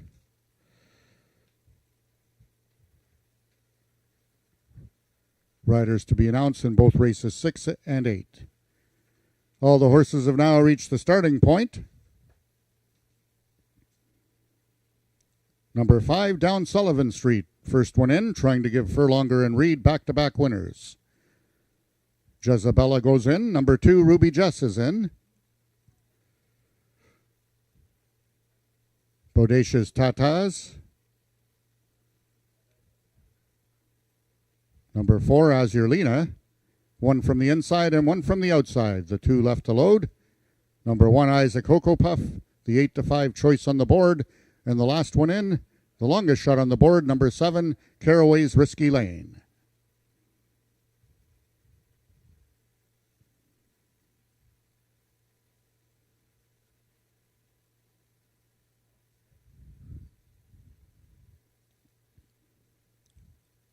They're at the post.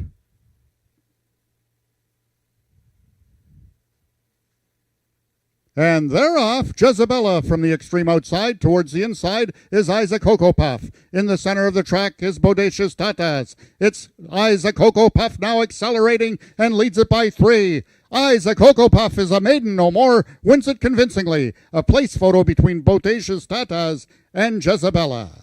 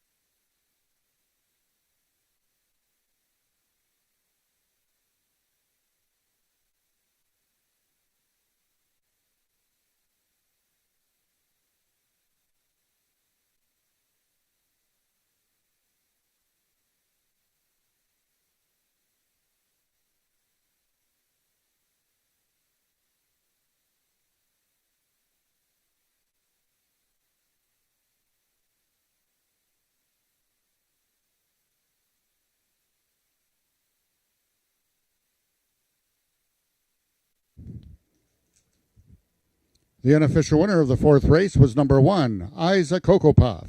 We've got a place photograph between number 3, Bodacious Tatas, and number 6, Jezabella. 4th was number 4, Azurlina.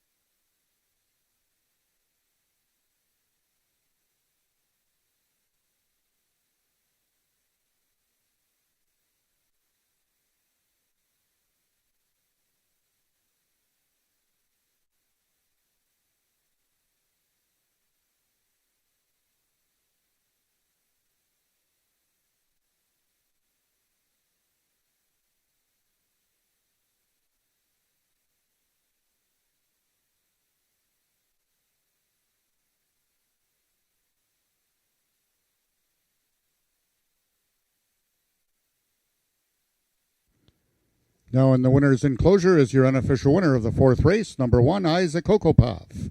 4-year-old brown mare by Look at Magic's Form out of Isaac Quick Glass by Isaac Special.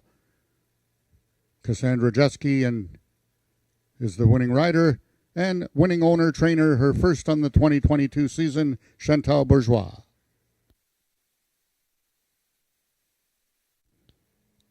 Those results are now official. The winning time was 13.564 seconds, carrying a speed index of 84.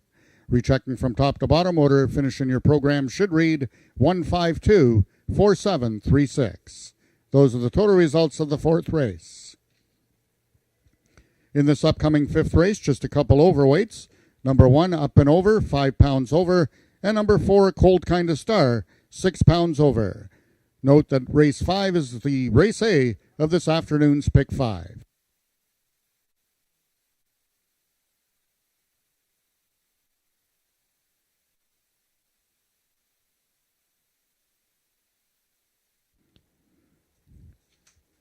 Ladies and gentlemen, turn to your programs to race number 6. The new rider of number 2, YJ Carver, will be Ricardo Moreno. Ricardo Moreno takes over for Ismael Mosquera aboard number 2, YJ Carver, in today's 6th race with 3 pounds over.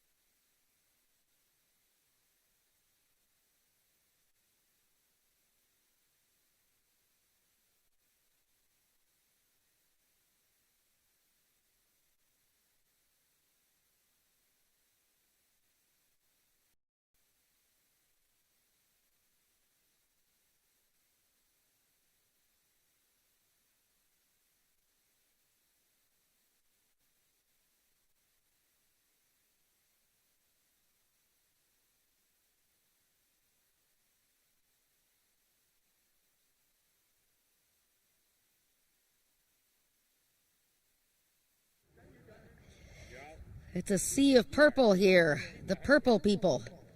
Isaac Cocoa Puff. 3-5. The fans, very good betting there all over Isaac Cocoa Puff from the rail. Darted away, won her maiden for owner, trainer, breeder, Chantal Bourgeois. I don't know why you just don't ride them, too. I'm not very good at that. Very nice win for your homebred 4-year-old filly here. It was her fourth start of the year. First time Lasix. Were you worried at all about the rail post? No, I was loving the rail post. And why is that? You only get hit from one side. Cassandra says you can only get hit from one side. Okay. Tell me about this filly. She seems like she's pretty keen on the whole business of racing. You know what? She took a really long time to develop. That we spent 4 years at the end of her year, and she showed such promise. And she's just been so exciting and fun horse to run this year. Yeah, very nice index. 83, very good. Cassandra's got all the answers here. So, third, beaten ahead. Second, now a runaway win. What was the key to, just getting her out of there and winning? I'm not really sure. I know our outrider told me to sit on her head next time. I didn't seem to have to today, but maybe the Lasix helped her a little bit. Maybe the one hole helped her a little bit. She seemed pretty happy down there. Yeah, and the track seems to be quite good today. Yeah, it's pretty even. Very good. Well, congratulations, purple people. Yeah, that's right, exactly. Isaac Cocoa Puff wins the fourth race. And that's her maiden win for Chantal Bourgeois and Cassandra Jeske. Very nice win there. And the favorites, actually, she was the second favorite, 7-5. And that ends, I think, 9 straight races of favorites winning here at AjaxDowns. So now it's time maybe for long shots. And we have race 5 coming up.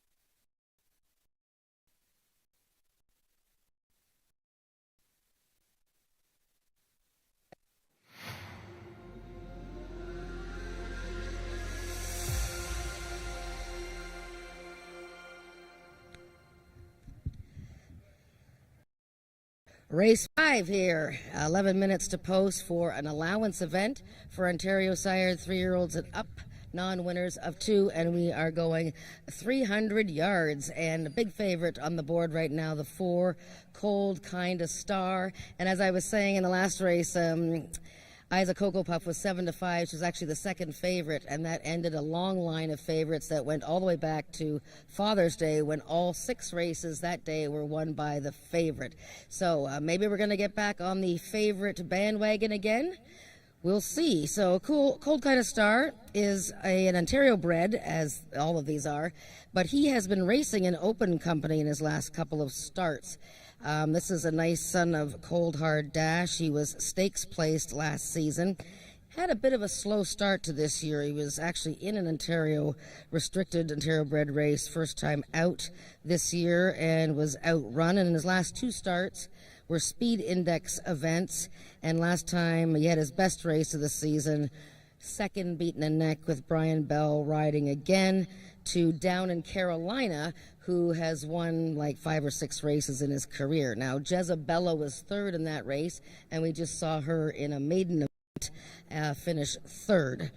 So Cold Kind of Star rates as the favorite here. I'm not sure. 3-5 seems a bit overboard at the moment, but who am I? The fans have been right most of the time over the last couple of racing days. Number 1, Up and Over, is interesting. This is the second start of the season, second race since last November. He's a guy that had the rail post in his return June 15th, and that was an Ontario sired allowance race like this, non-winners of 2. Broke sharply from the gate. He out of the gate, likes to show speed, but eventually he finished 4th. This cold as ice. Oh, as we were talking in the pregame show, Up and Over tends to be a horse that finishes 2nd or 3rd by noses and necks. So he's going to need to show a little bit more of that killer instinct in the stretch. 300 yards, he's shortening up a bit off of his latest. And we just saw a horse from the 1-hole win, so the inside path should be fine with him. Number 3, Magic Claire. Trouble coming out.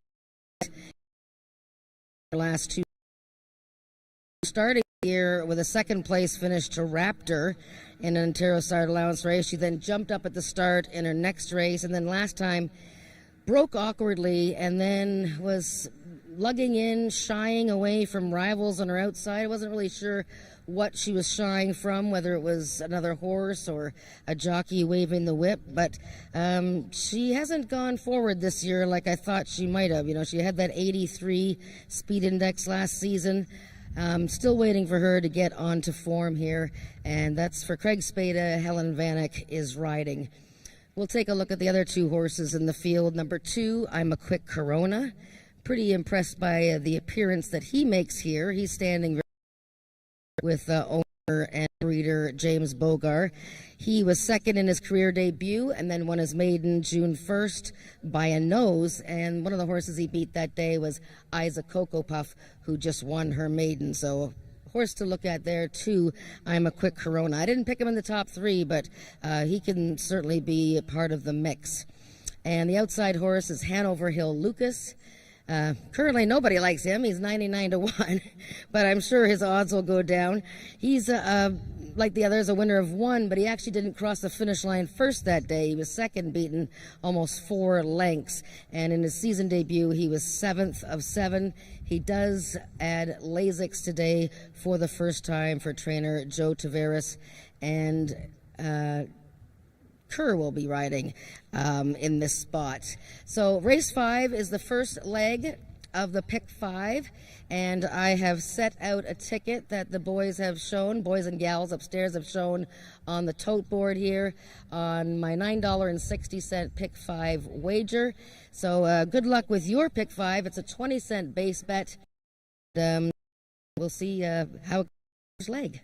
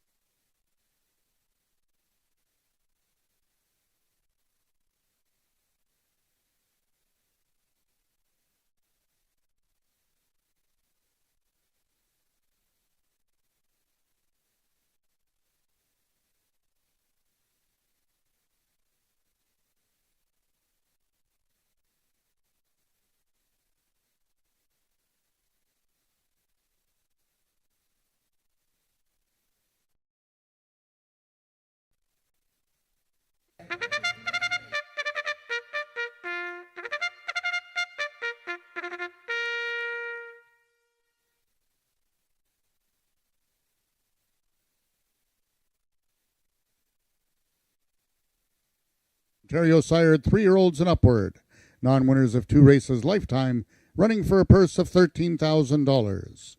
Number 1, Up and Over, owned by Christine Tavares, trained by Joe Tavares, and ridden by Ed Walton. Number 2 is I'm a Quick Corona, owned by James Bogar, trained by Barry Wood, the mount to Tony Phillips. Number 3 is Magic Flare, owned and trained by Craig Spada, Helen Vanek in the irons. Number 4 is Cold Kinda Star, owned by Milena Fitchin, trained by Jason Pasco, the jockey Brian Bell. Completing the off cattle is Hanover Hill Lucas, trained by Joe Tavares and ridden today by jockey Cheyenne Kerr. That is your field for the 5th race, going a distance of 300 yards. Race 5 is Race A of this afternoon's Pick 5.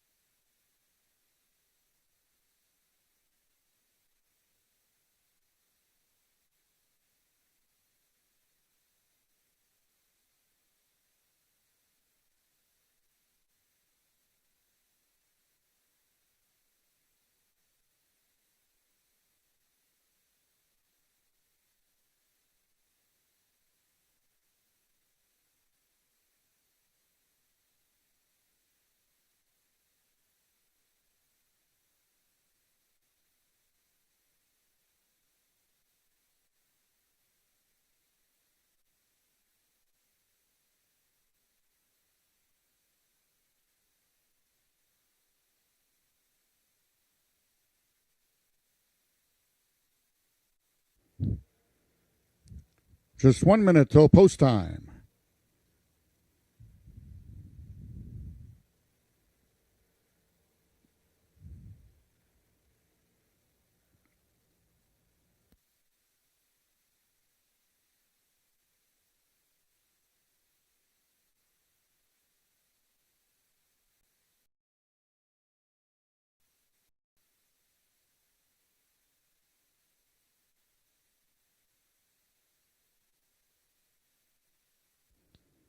All the horses are now approaching the starting gates. They'll be loading shortly.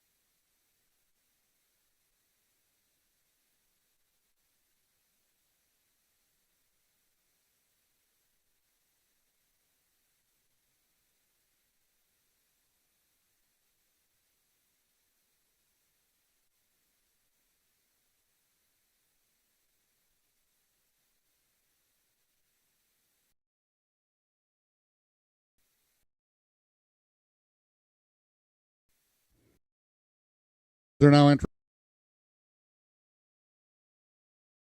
co-favorite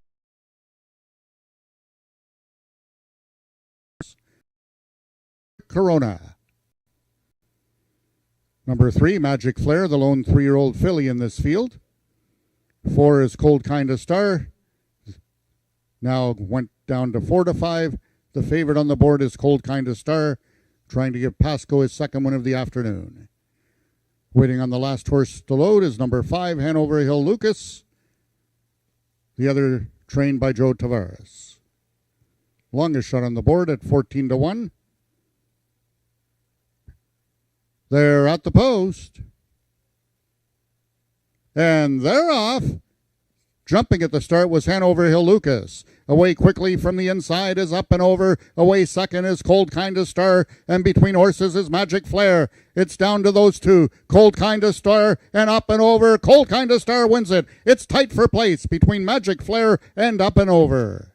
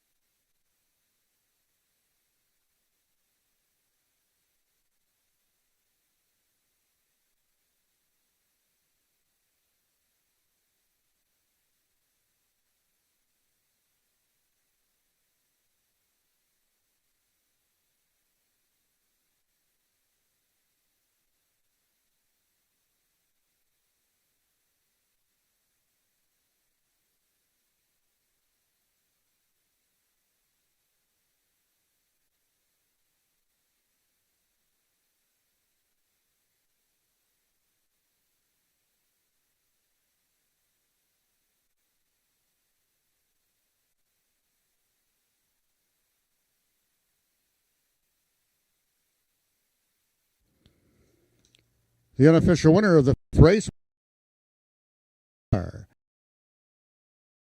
3, Magic Flare, and number 1, Up and Over. Fourth was number 2, Corona.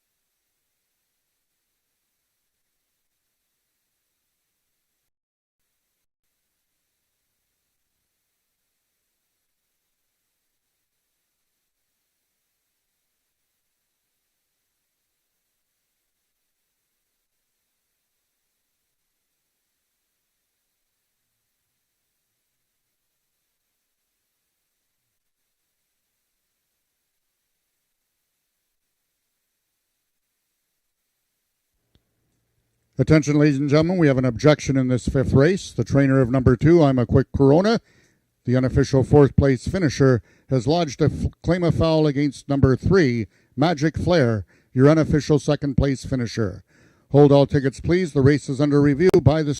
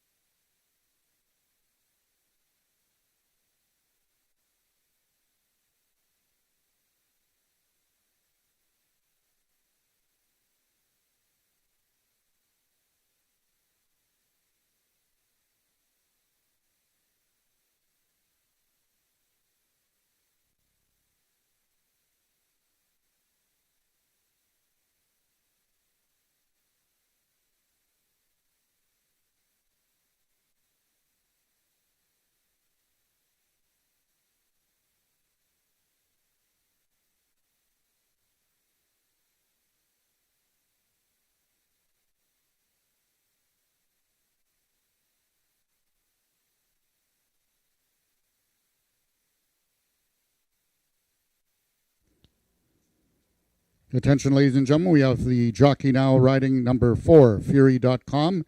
In race number 8 will be Cassandra Jeske. Cassandra Jeske now rides number 4, Fury.com, in this afternoon's 8th race.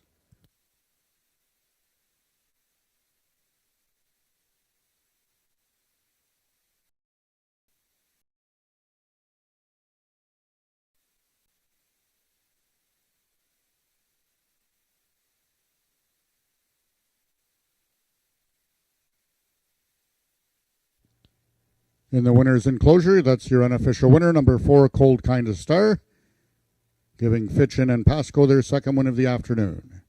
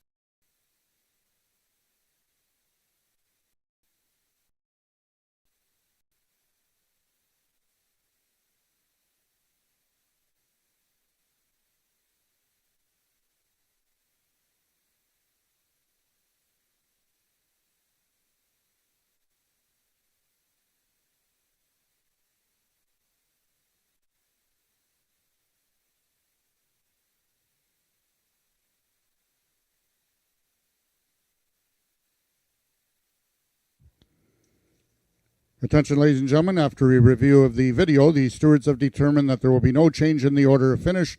The claim of foul 2 on 3 has been disallowed. The 5th race is now official. The winner is number 4, Cold Kinda Star, 3-year-old Sorrel Gelding by Cold Hard Dash, out of Cool Kinda Star by Starfire Dash. Foaled in Ontario by Bill Taggart, Cold Kinda Star is owned by Milena Fitchin, trained by Jason Pasco, and ridden to victory by jockey Brian Bell. Cold Kinda Star winning the distance with a time of 15.807 seconds, carrying a speed index of 81. Rechecking from top to bottom, order of finish in your program should read 34215. Those are the total results of the 5th race. In this upcoming 6th race, we have a jockey change on the number 2 horse, YJ Carver. The new rider is Ricardo Moreno. Ricardo Moreno will carry 3 pounds over. And in the number 5, Signature Eyes is 6 pounds over. And number 6, Six Fast Chicks, 4 pounds over. Race 6 is race A of this afternoon's late pick 4.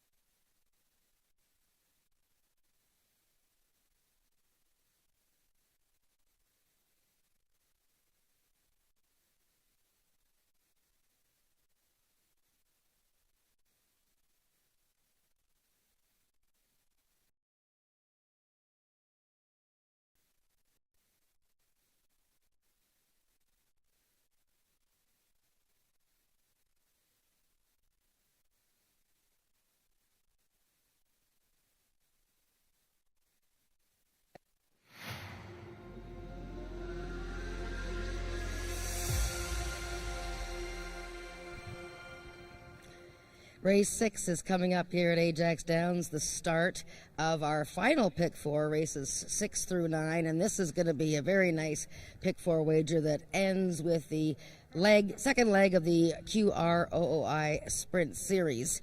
And the wind has picked up a little bit. There's a good tailwind now for the horses coming down the stretch. It's gotten quite cloudy, so hopefully we will get our last few races in before any kind of icky weather. This race here is 300 yards, 3-year-olds and up, with an average speed index of 70 and under. So these are horses that are struggling a little bit at the moment or on their way up. So we have several maidens in the field, but right now the big favorite is the 7-horse Red and Wild Signature, and she is one of 2 horses in the race for owner and breeder Howard Walton, and trainer Rick Kennedy. Red and Wild Signature defeated her stablemate, Signature Eyes, when they met on June 1st. And in between the two of them was Shifting Tides, who starts from the rail here. So Red and Wild Signature by the thoroughbred stallion Signature Red, just like the stablemate Signature Eyes, had a very strong finish in that 300-yard race with Helen Vanek riding, and has a nice outside post. Interesting to note that both this filly and her male stablemate had a workout June 22nd at Ajax Downs here at 660 yards around a turn, and that will get them eligible for our first hook race, or any hook race after that. Our first one is expected on July 17th. That's Sunday, Craft Brewery Day here, so you can watch and wager on a hook race for the first time at Ajax Downs and enjoy some craft beer. Now, let's take a look at number 4, Chicks Got Me Wonderin'. This guy had a mild upset last time. It was his first race of the year. He was a maiden in a race like this, a speed index event, and he upset Shifting Tides, the 1-horse, with a really strong speed style, and Cheyenne Kerr rode him very well that day, and they're back together again. Right now the odds of 4-1. This guy is a very happy, good feeling horse, so he looked like that last time when he won his first start of the season, and he rates as a contender again. We talked about Red and Wild Signature. Signature Eyes I had selected 3rd here. He's a maiden still. He actually won a race last September but was disqualified. He won by a head, but he didn't keep a straight path that day and eventually was taken down. But his return race, when 3rd to Red and Wild Signature, was not too bad at all. And again, he also worked 660 yards in the interim. Brian Bell is back to ride him. Talking about the 1-horse Shifting Tides, this is the kind of horse that will come back and bite me, because I loved him 2 starts ago when he was second, beaten a neck to Red and Wild Signature, and he just couldn't win that day. So then I thought, well, for sure he's going to win. Last time, June 15th, he was 40 cents on the dollar, but we all lost our money. He didn't break very well and closed a little bit in the stretch to be 3rd, but he's going to have to be a lot sharper from the gate to finally break through here. But now he's 4-1 instead of 40 cents on the dollar, so good odds on the 1-horse Shifting Tides. Again, this is the first leg of the second pick 4. We have 5 minutes to post, and good luck with your wagers. Right now, the 7, Red and Wild Signature, is 4-5.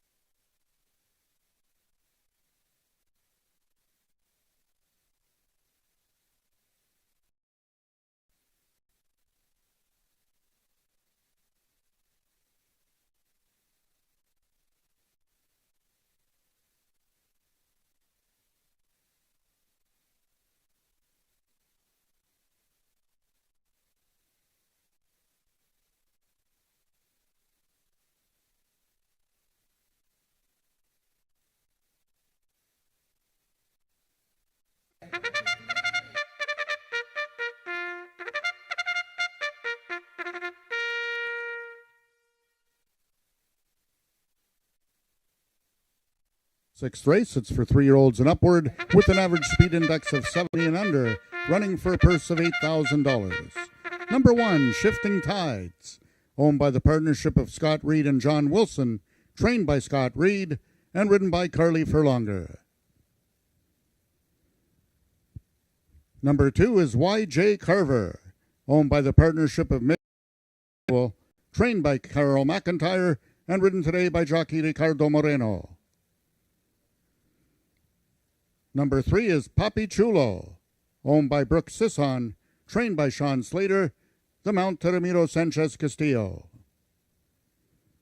Number 4 is Chicks Got Me Wonderin', owned by Christine Tavares, trained by Joe Tavares, and ridden by jockey Cheyenne Kerr. Number 5 is Signature Eyes, owned by Howard Walton, trained by Rick Kennedy, the jockey Brian Bell. Number 6 is Six Fast Chicks, owned and trained by Peggy Byrne, and ridden by Rachel Isaacs. And completing the field, number 7 is Red and Wild Signature, owned by Howard Walton, trained by Rick Kennedy, and ridden by Helen Vanek. That is your field for the 6th race, going a distance of 300 yards. Just 3 minutes till post time.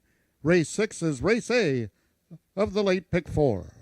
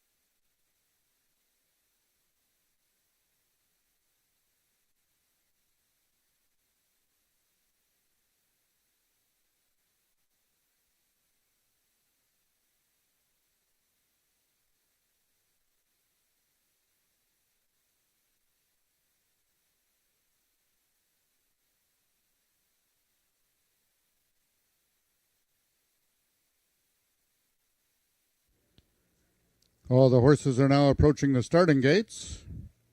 They'll be loading shortly.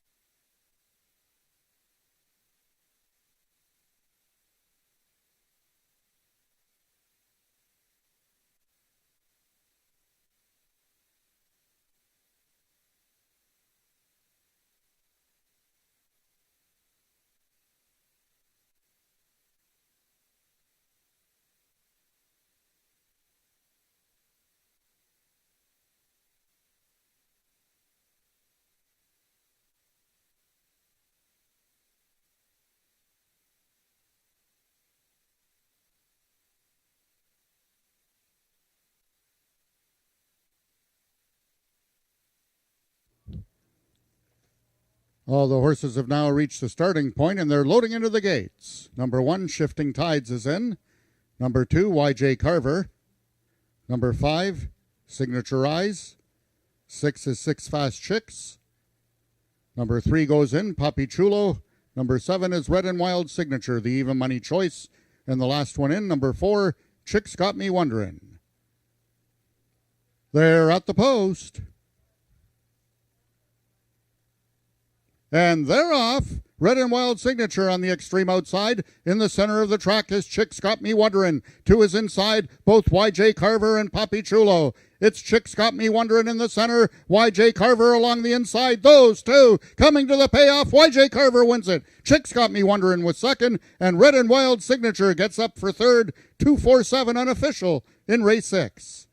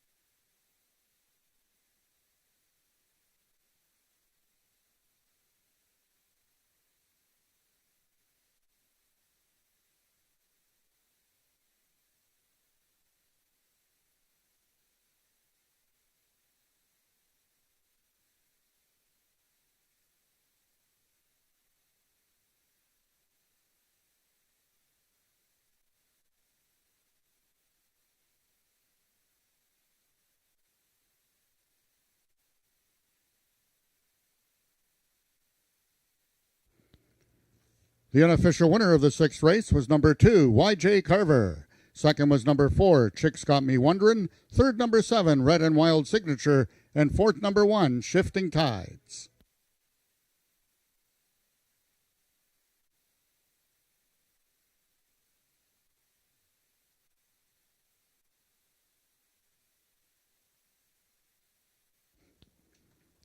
Attention, ladies and gentlemen, we have a jockey's objection in this 6th race, and it regards to the unofficial winner.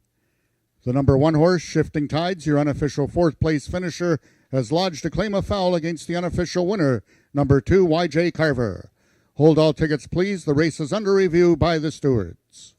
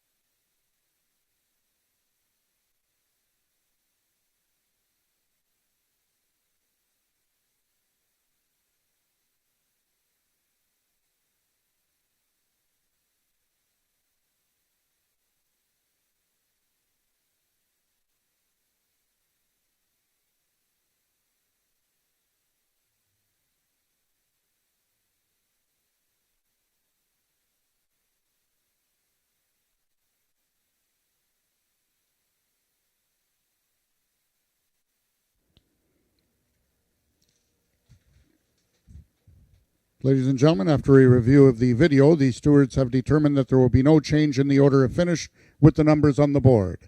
It will become official momentarily. 2-4-7-1. Claim of foul 1-on-2 has been disallowed.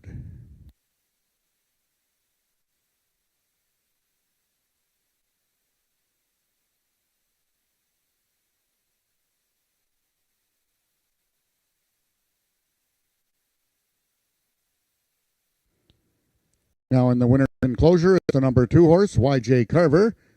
3-year-old Bay Gelding by Wave Carver out of Do You Know by Special Leader. Foaled in Colorado by James Wagner and Vaughn Cook.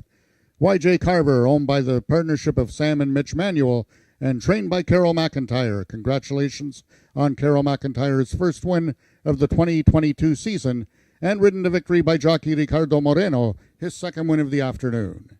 YJ Carver winning the distance with a time of 16.122 seconds, carrying a speed index of 71. Rechecking from top to bottom, order of finish in your program should read 415-2763. Those are the total results of the 6th race.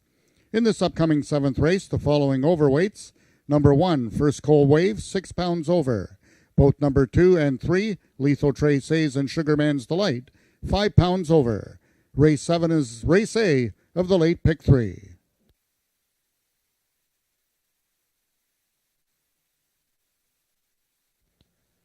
Ladies and gentlemen, with that victory by jockey Ricardo Moreno, now with the purchase of the quarter horse program, you are eligible to win the coupon. Just go to the merchandise booth for the coupon for the free Frosty, which is located on Kingston Road.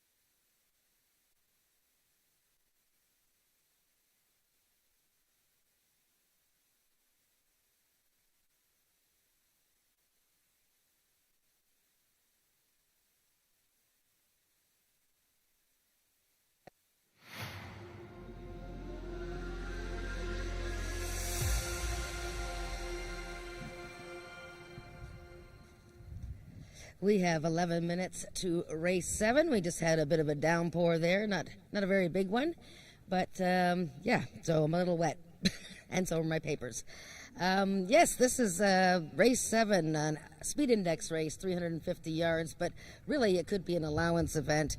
This is for 3-year-olds and upward with an average speed index of 90 and under.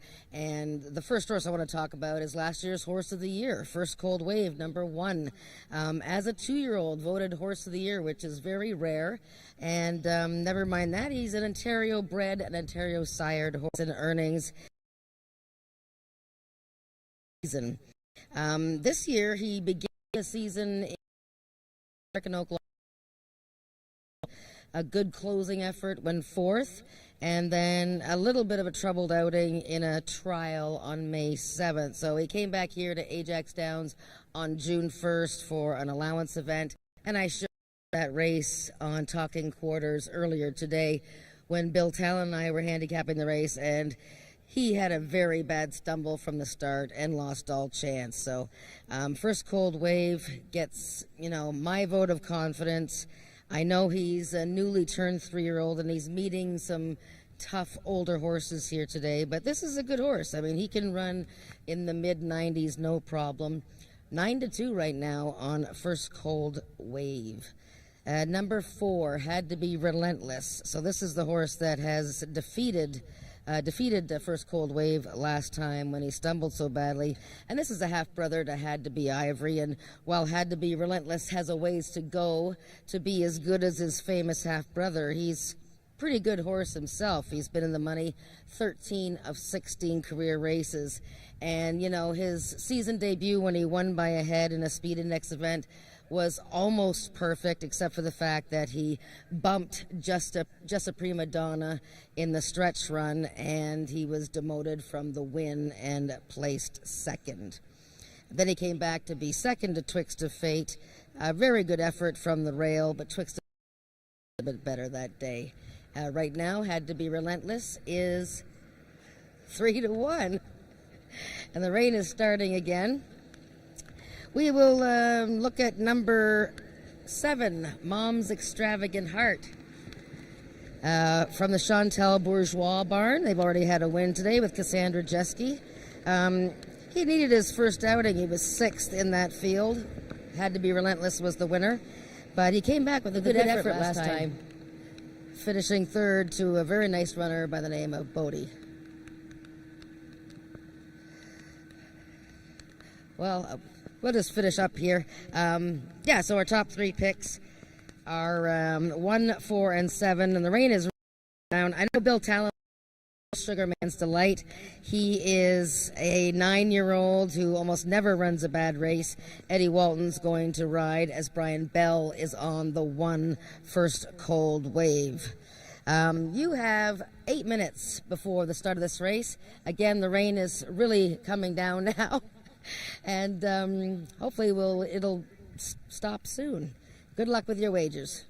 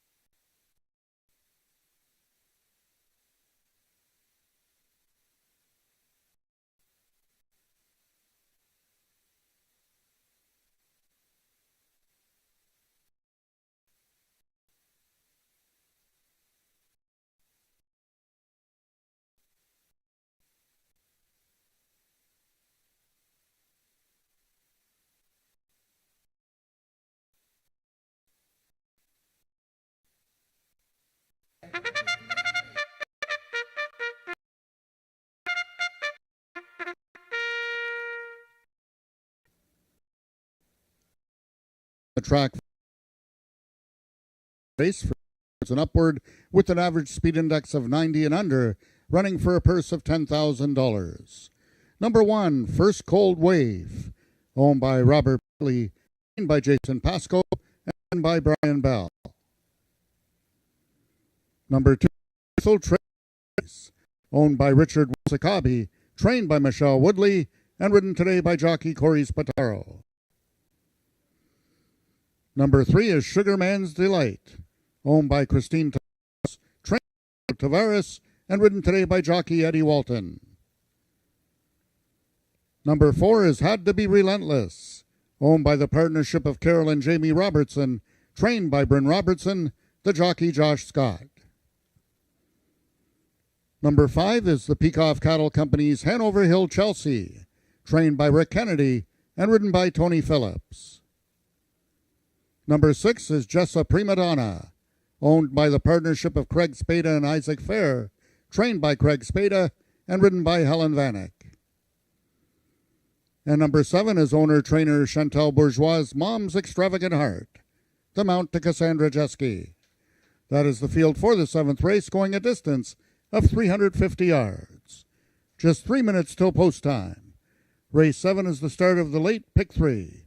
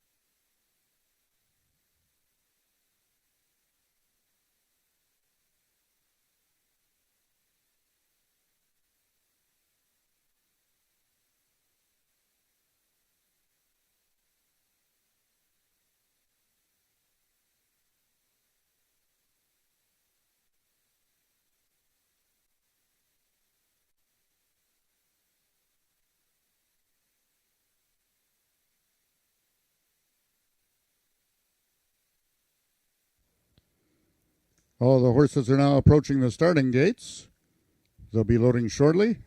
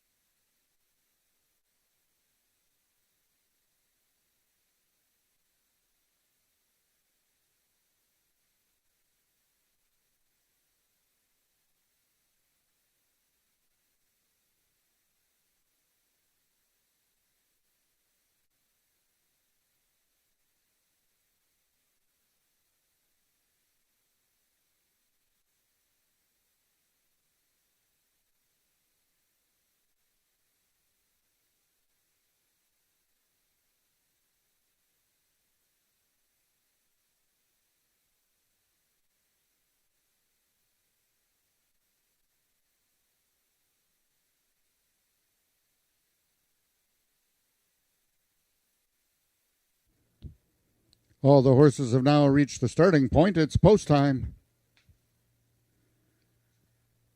Race 7 begins the late rolling pick 3. And the first one loaded is number 7 from the outside stall, Mom's Extravagant Heart.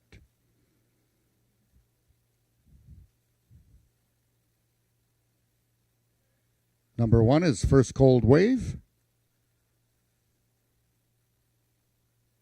Number 4, Had to Be Relentless. 2 is Lethal Traces. 5 is Hanover Hill Chelsea. 3, Sugarman's Delight. And 6, Just a Prima Donna. They're at the post. And they're off. First Cold Wave gets out quickest towards the inside. Away second is Sugarman's Delight. From the far outside, Just a Prima Donna. And the extreme outside, Mom's Extravagant Heart. Under right-handed urging, First Cold Wave. Still by 3 parts of length. But here comes Sugarman's Delight. Coming down to the wire. Who's it going to be? Picture time. It looks like First Cold Wave hung on to defeat Sugarman's Delight.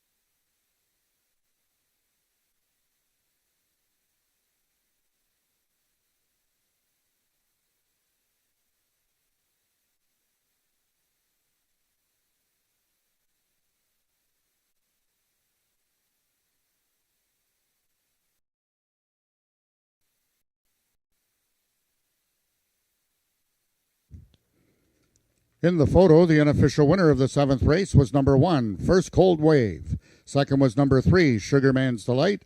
Third, number 2, Lethal Trace.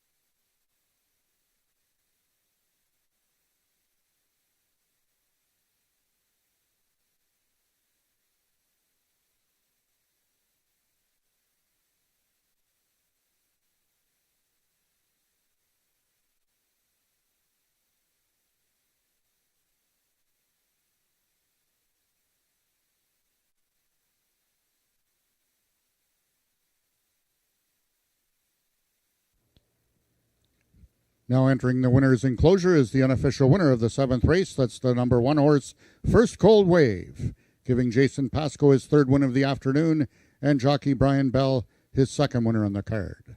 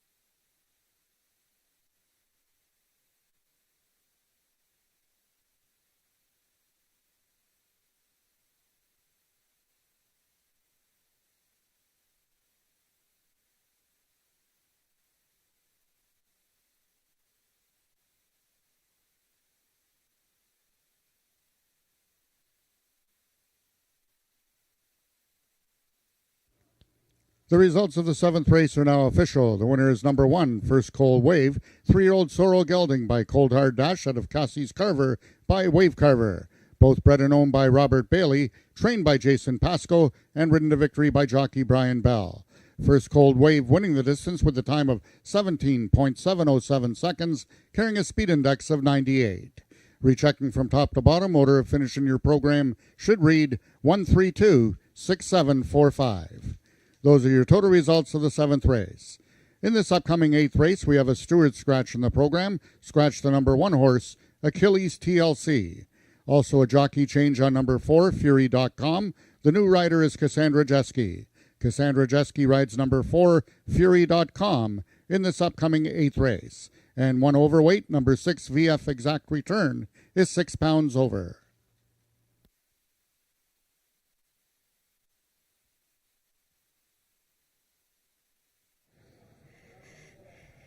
Wow, that is a close photo, but First Cold Wave got it done.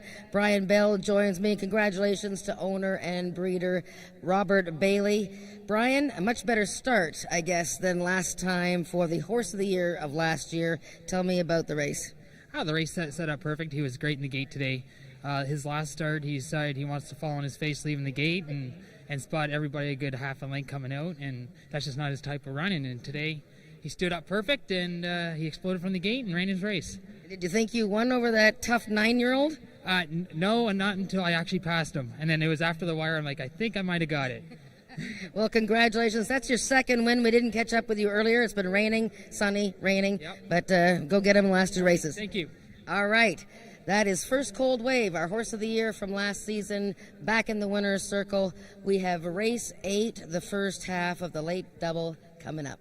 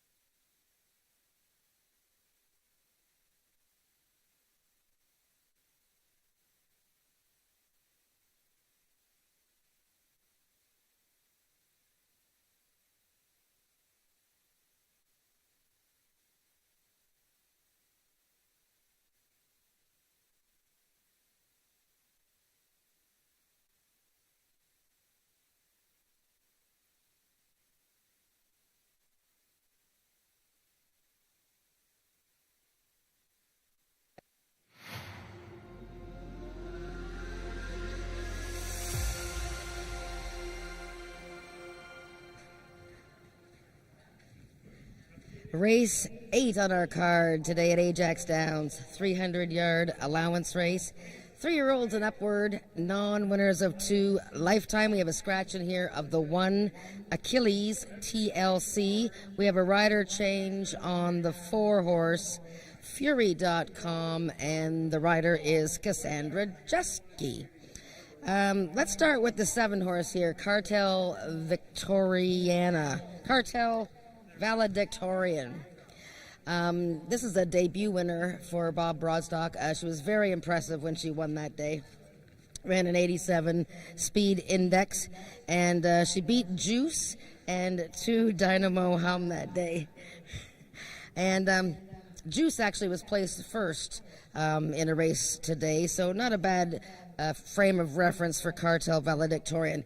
And she's just a little tiny filly, but very composed. Looks like she's been doing this for more than just one race. So my top pick right now, 4 to 5, a little bit low on the odds board there. Number 3, Leaving You Shoes. This is a hard-trying colt coming out of a very fast race against a horse by the name of Memory of Griffin. 250 yards that race was, and it was a speed index event, so it was a little tougher company than what he's meeting here today. And he breaks really well from the gate. He gets himself right into the mix.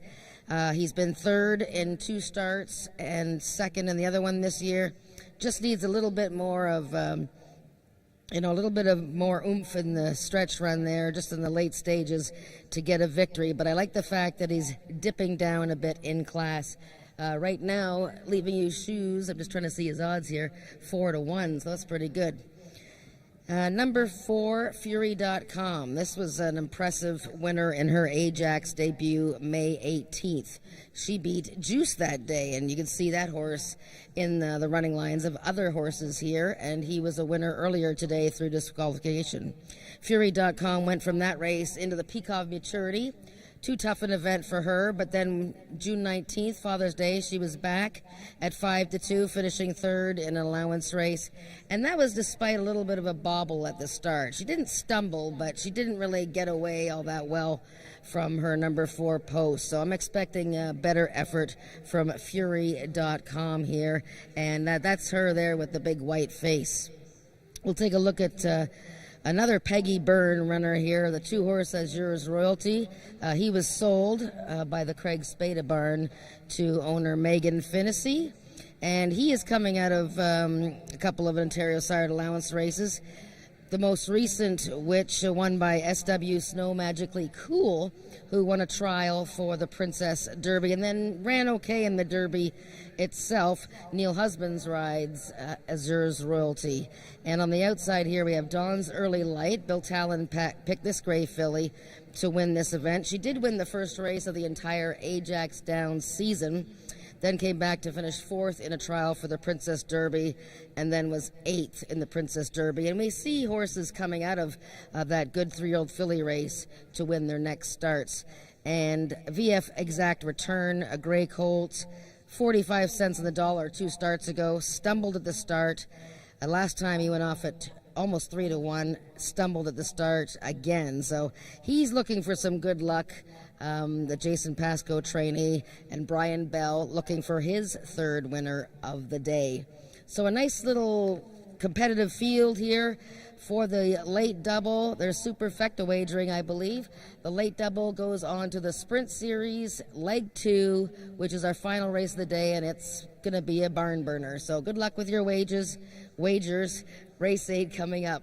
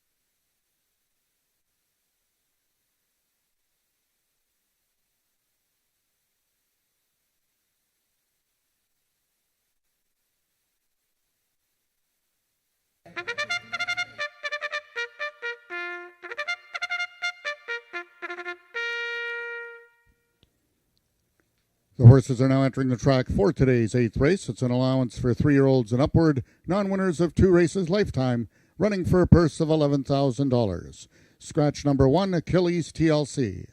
Number 2, Azur's Royalty, owned by Megan Finnessy, trained by Peggy Byrne, and ridden by jockey Neil Husbands. Number 3 is Leaving You Shoes, owned and trained by Helen. Number 4 is Fury.com, owned by Mark Ryu, trained by Peggy Byrne, and ridden today by jockey Cassandra Jeske. Number 5 is Dawn's Early Light, owned by John Wilson, trained by Scott Reed, and ridden by Carly Furlonger. Number 6 is VF Exact Return, owned by Emily Obu, trained by Jason Pasco, the mount to Brian Bell.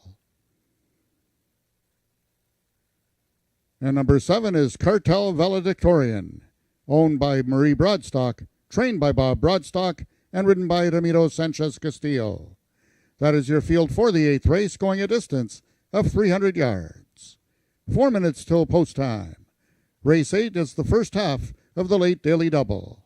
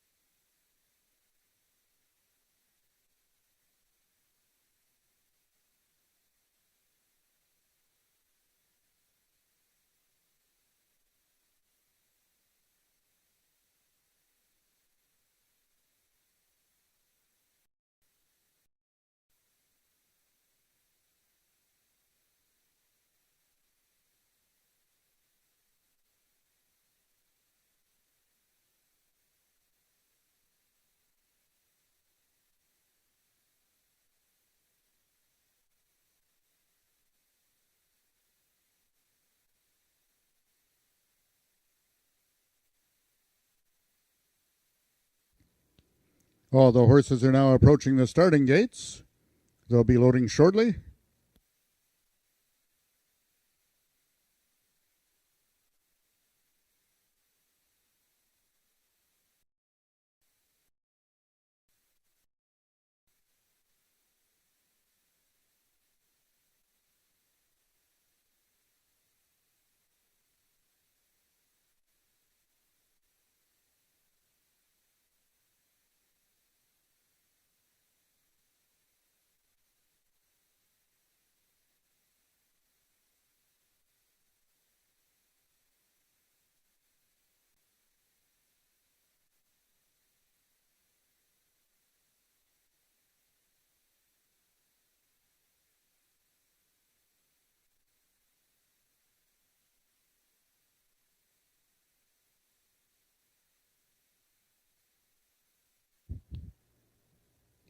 All the horses have now reached the starting point. It's post time.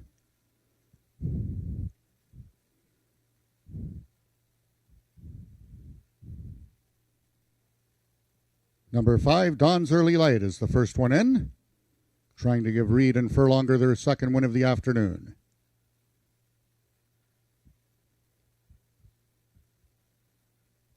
Number 2, Azur's Royalty, the lone Ontario bred in this field. 6 is VF Exact Return, jockey Brian Bell looking for his third winner on the card. 3 is Leaving You Shoes. 4, Fury.com. And the last one in from the outside stall, the even money choice, Cartel Valedictorian. They're at the post. And they're off. Fury.com is out quickly in the center. Right alongside is Dawn's Early Light, and from the extreme outside, Cartel Valedictorian. Dawn's Early Light splitting horses is Leaving You Shoes from the outside, Cartel Valedictorian, but it's Dawn's Early Light going to give Furlonger and Reed their second win of the afternoon. It looks like Cartel Valedictorian was second, and Leaving You Shoes completes the triactor.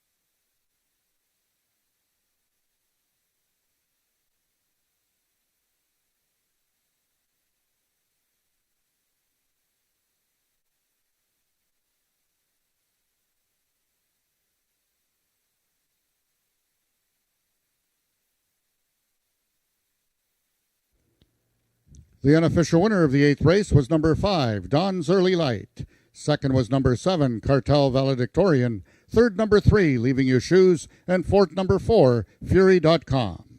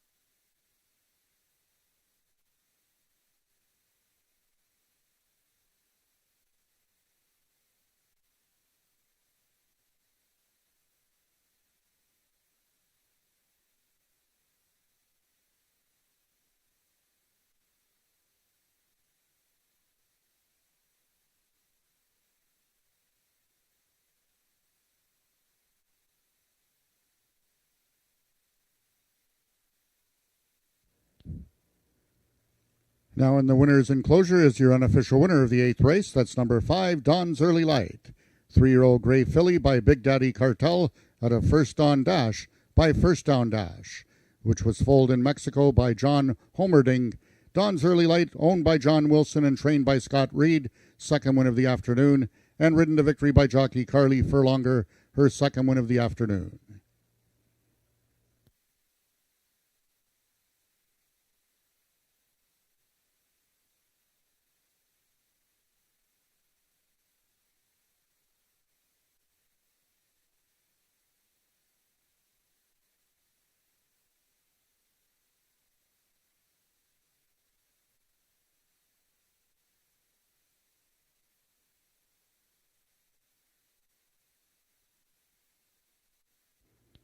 The results of the 8th race are now official. Once again, the winner, number 5, Dawn's Early Light, winning the distance with a time of 15.614 seconds, carrying a speed index of 88.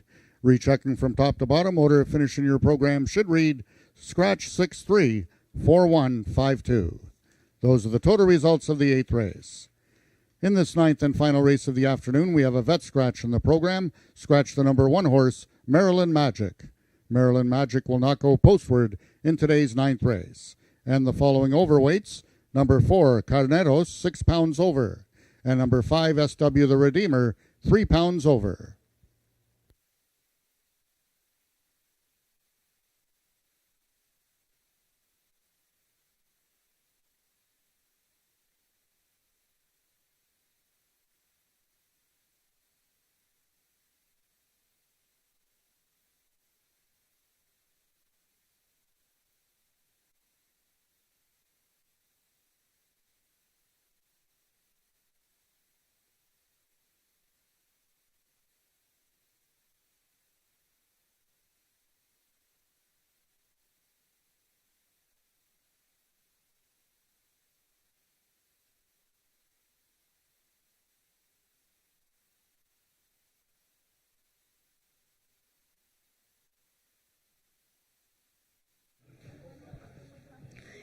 Dawn's Early Light has won the 8th race. Gray Filly, New Mexico bred. Congratulations to owner John Wilson and trainer Scott Reed.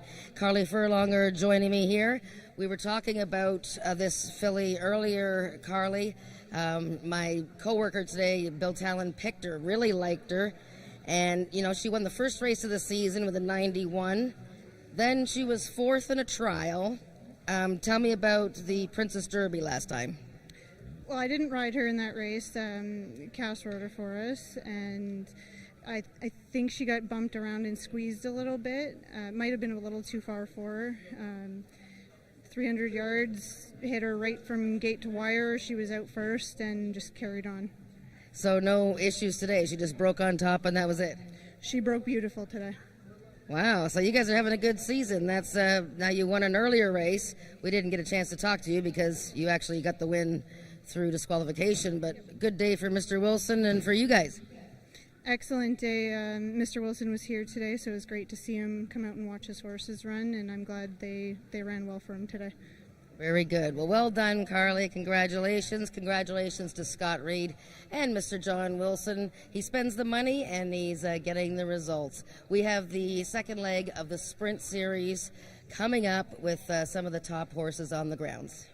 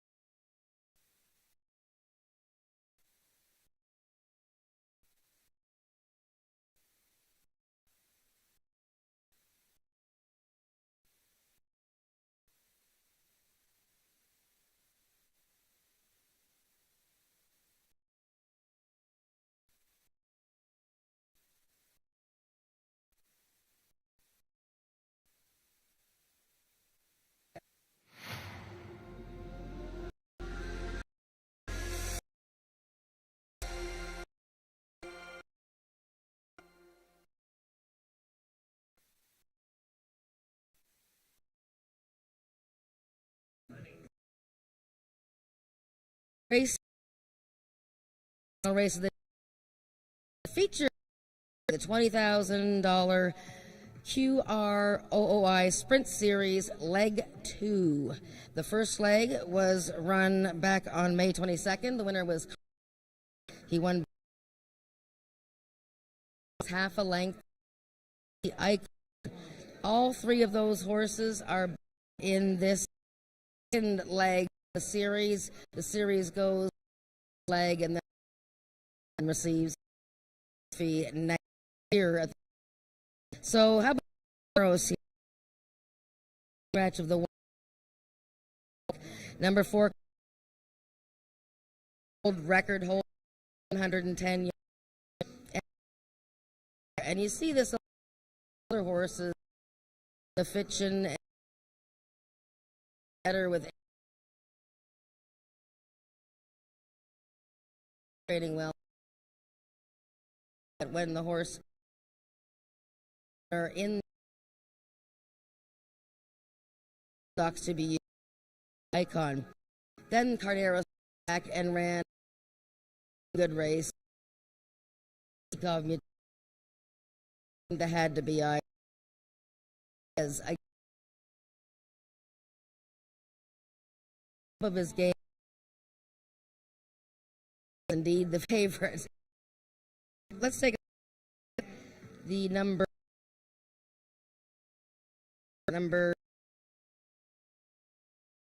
time horse freshening first leg series is there. Wonderful is with 20 year wins. Justly under 56 rate in 20 years. Very well when he first leg of the sprint series. And last year he went to starts not going down Icon. We'll have the rail in this 220 race.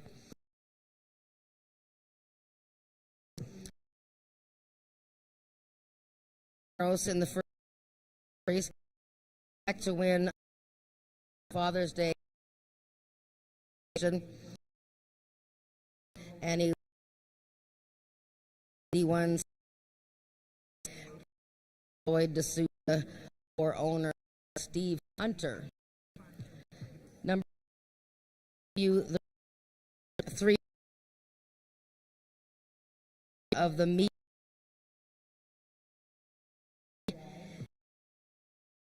Bodie. It was good time, but chicks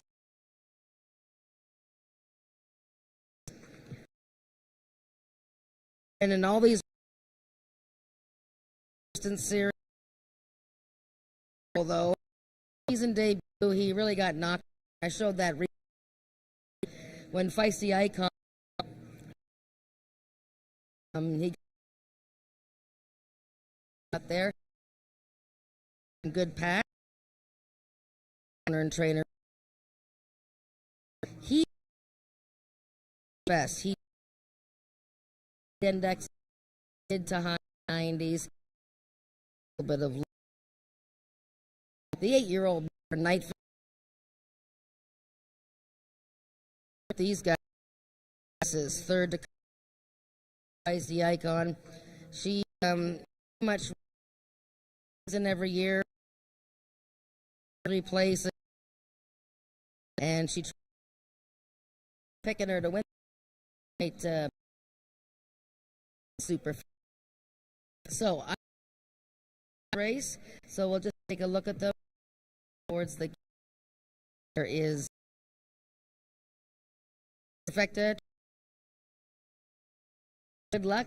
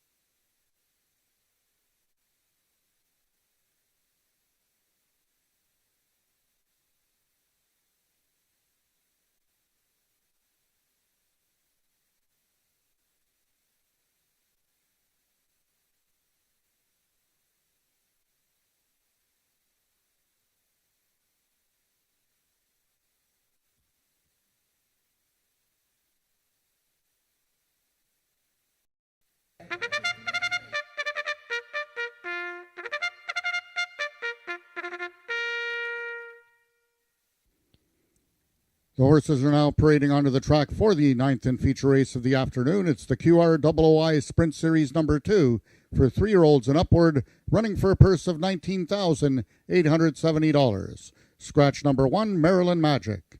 Number 2, Feisty Icon, owned and trained by Rick Kennedy and ridden by Tony Phillips. Number 3 is Zox to Be You, owned by Steve Hunter, trained by Janet. Number 4 is Carneros, owned by Milena Fitchin, trained by Jason.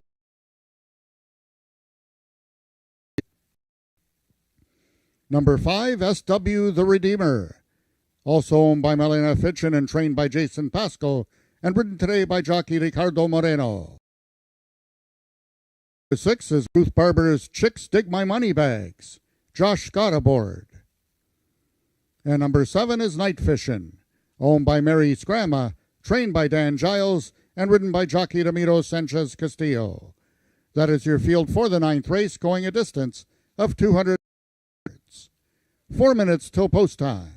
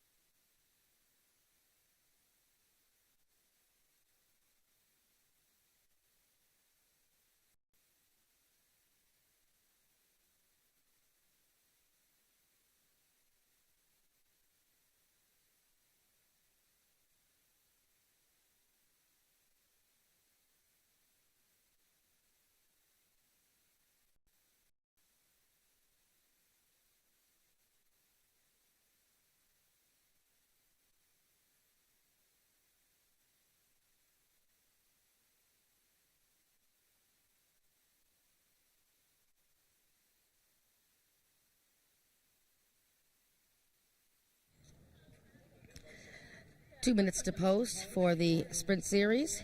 This is the second leg of the 3-race series. And everybody looks great, of course. These are accomplished, good handicap horses, mares, and geldings. Feisty Icon, he has been off since the end of May and just looking razor sharp. It's not too hot for him. The track isn't muddy, and he was almost doing his little kicks out there. So looking very happy, Feisty Icon. There you can see the 3. Zox to Be You. He is really on his toes. Controlled energy. His tail's out. He just looks like he's loving what he's doing. And he's been in sharp form this year. There he is, getting a little bit feisty. Not Feisty Icon, though. Carneros, all kinds of dapples on his body. Looks amazing. And I like the looks of the 7-horse, Night Fishin'. She made a nice appearance. It's her first start of the season, but she does look well. Good luck with your wagers here. Carneros, 1-2 favorite to win the second leg of the series after winning the first one at the end of May.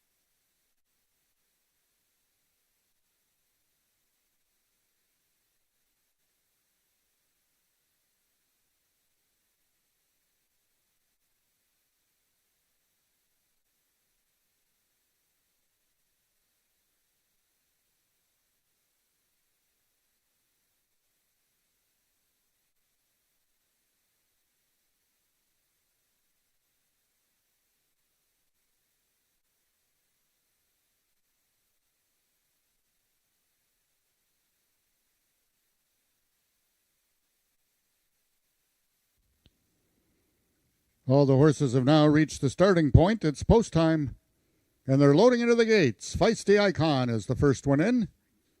Number 5, SW the Redeemer, one of 2 in this field for Jason Pasco.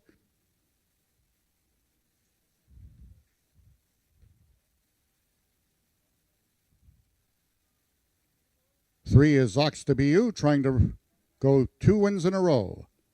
6 is Chicks Dig My Money Bags, and the last one in, Night Fishin'. They're at the post.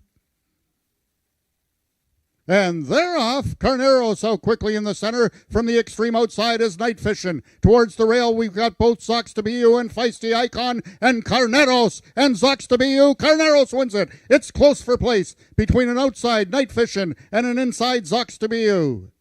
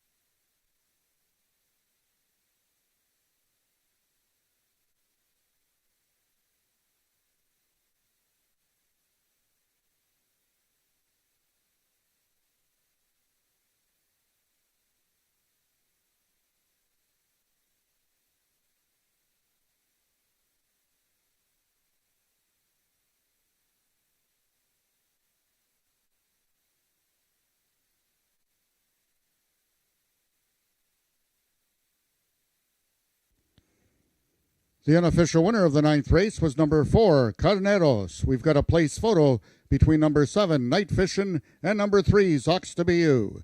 4th was number 6, Chicks Dig My Money Bags.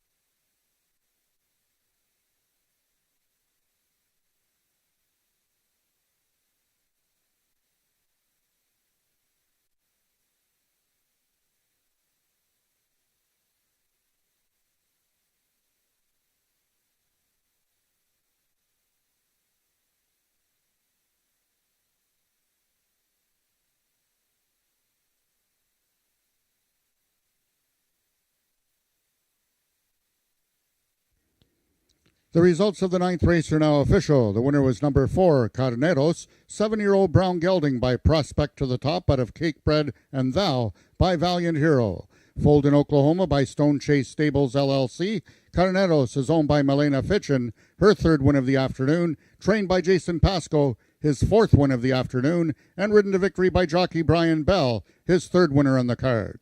Carneros winning the distance with a time of 11.935 seconds, carrying a speed index of 98. Rechecking from top to bottom, order of finish in your program should read Vet Scratch 6, 31542. Those are the total results of the 9th race. Ladies and gentlemen, that concludes our day of live racing here at Ajax Downs. Until next Wednesday, with first race post time at 1:30. Until then, this is Frank Ferrari wishing everyone a safe drive home.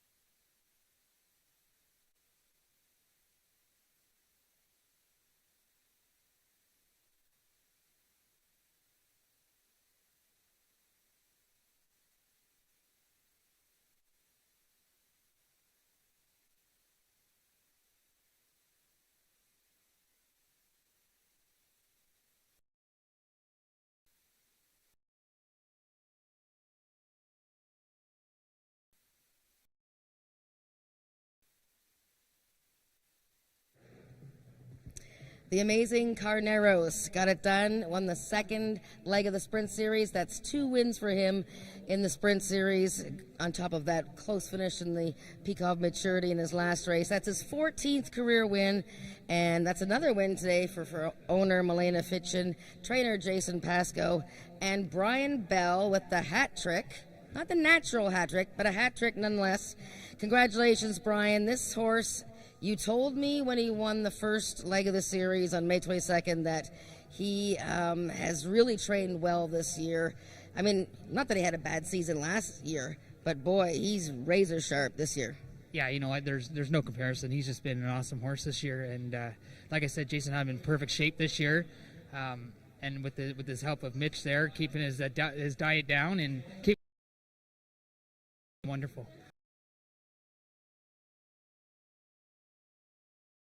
To him go in there and the header The gates open. Standing square. Great Dane and Carnero. Now, U.S. is the final.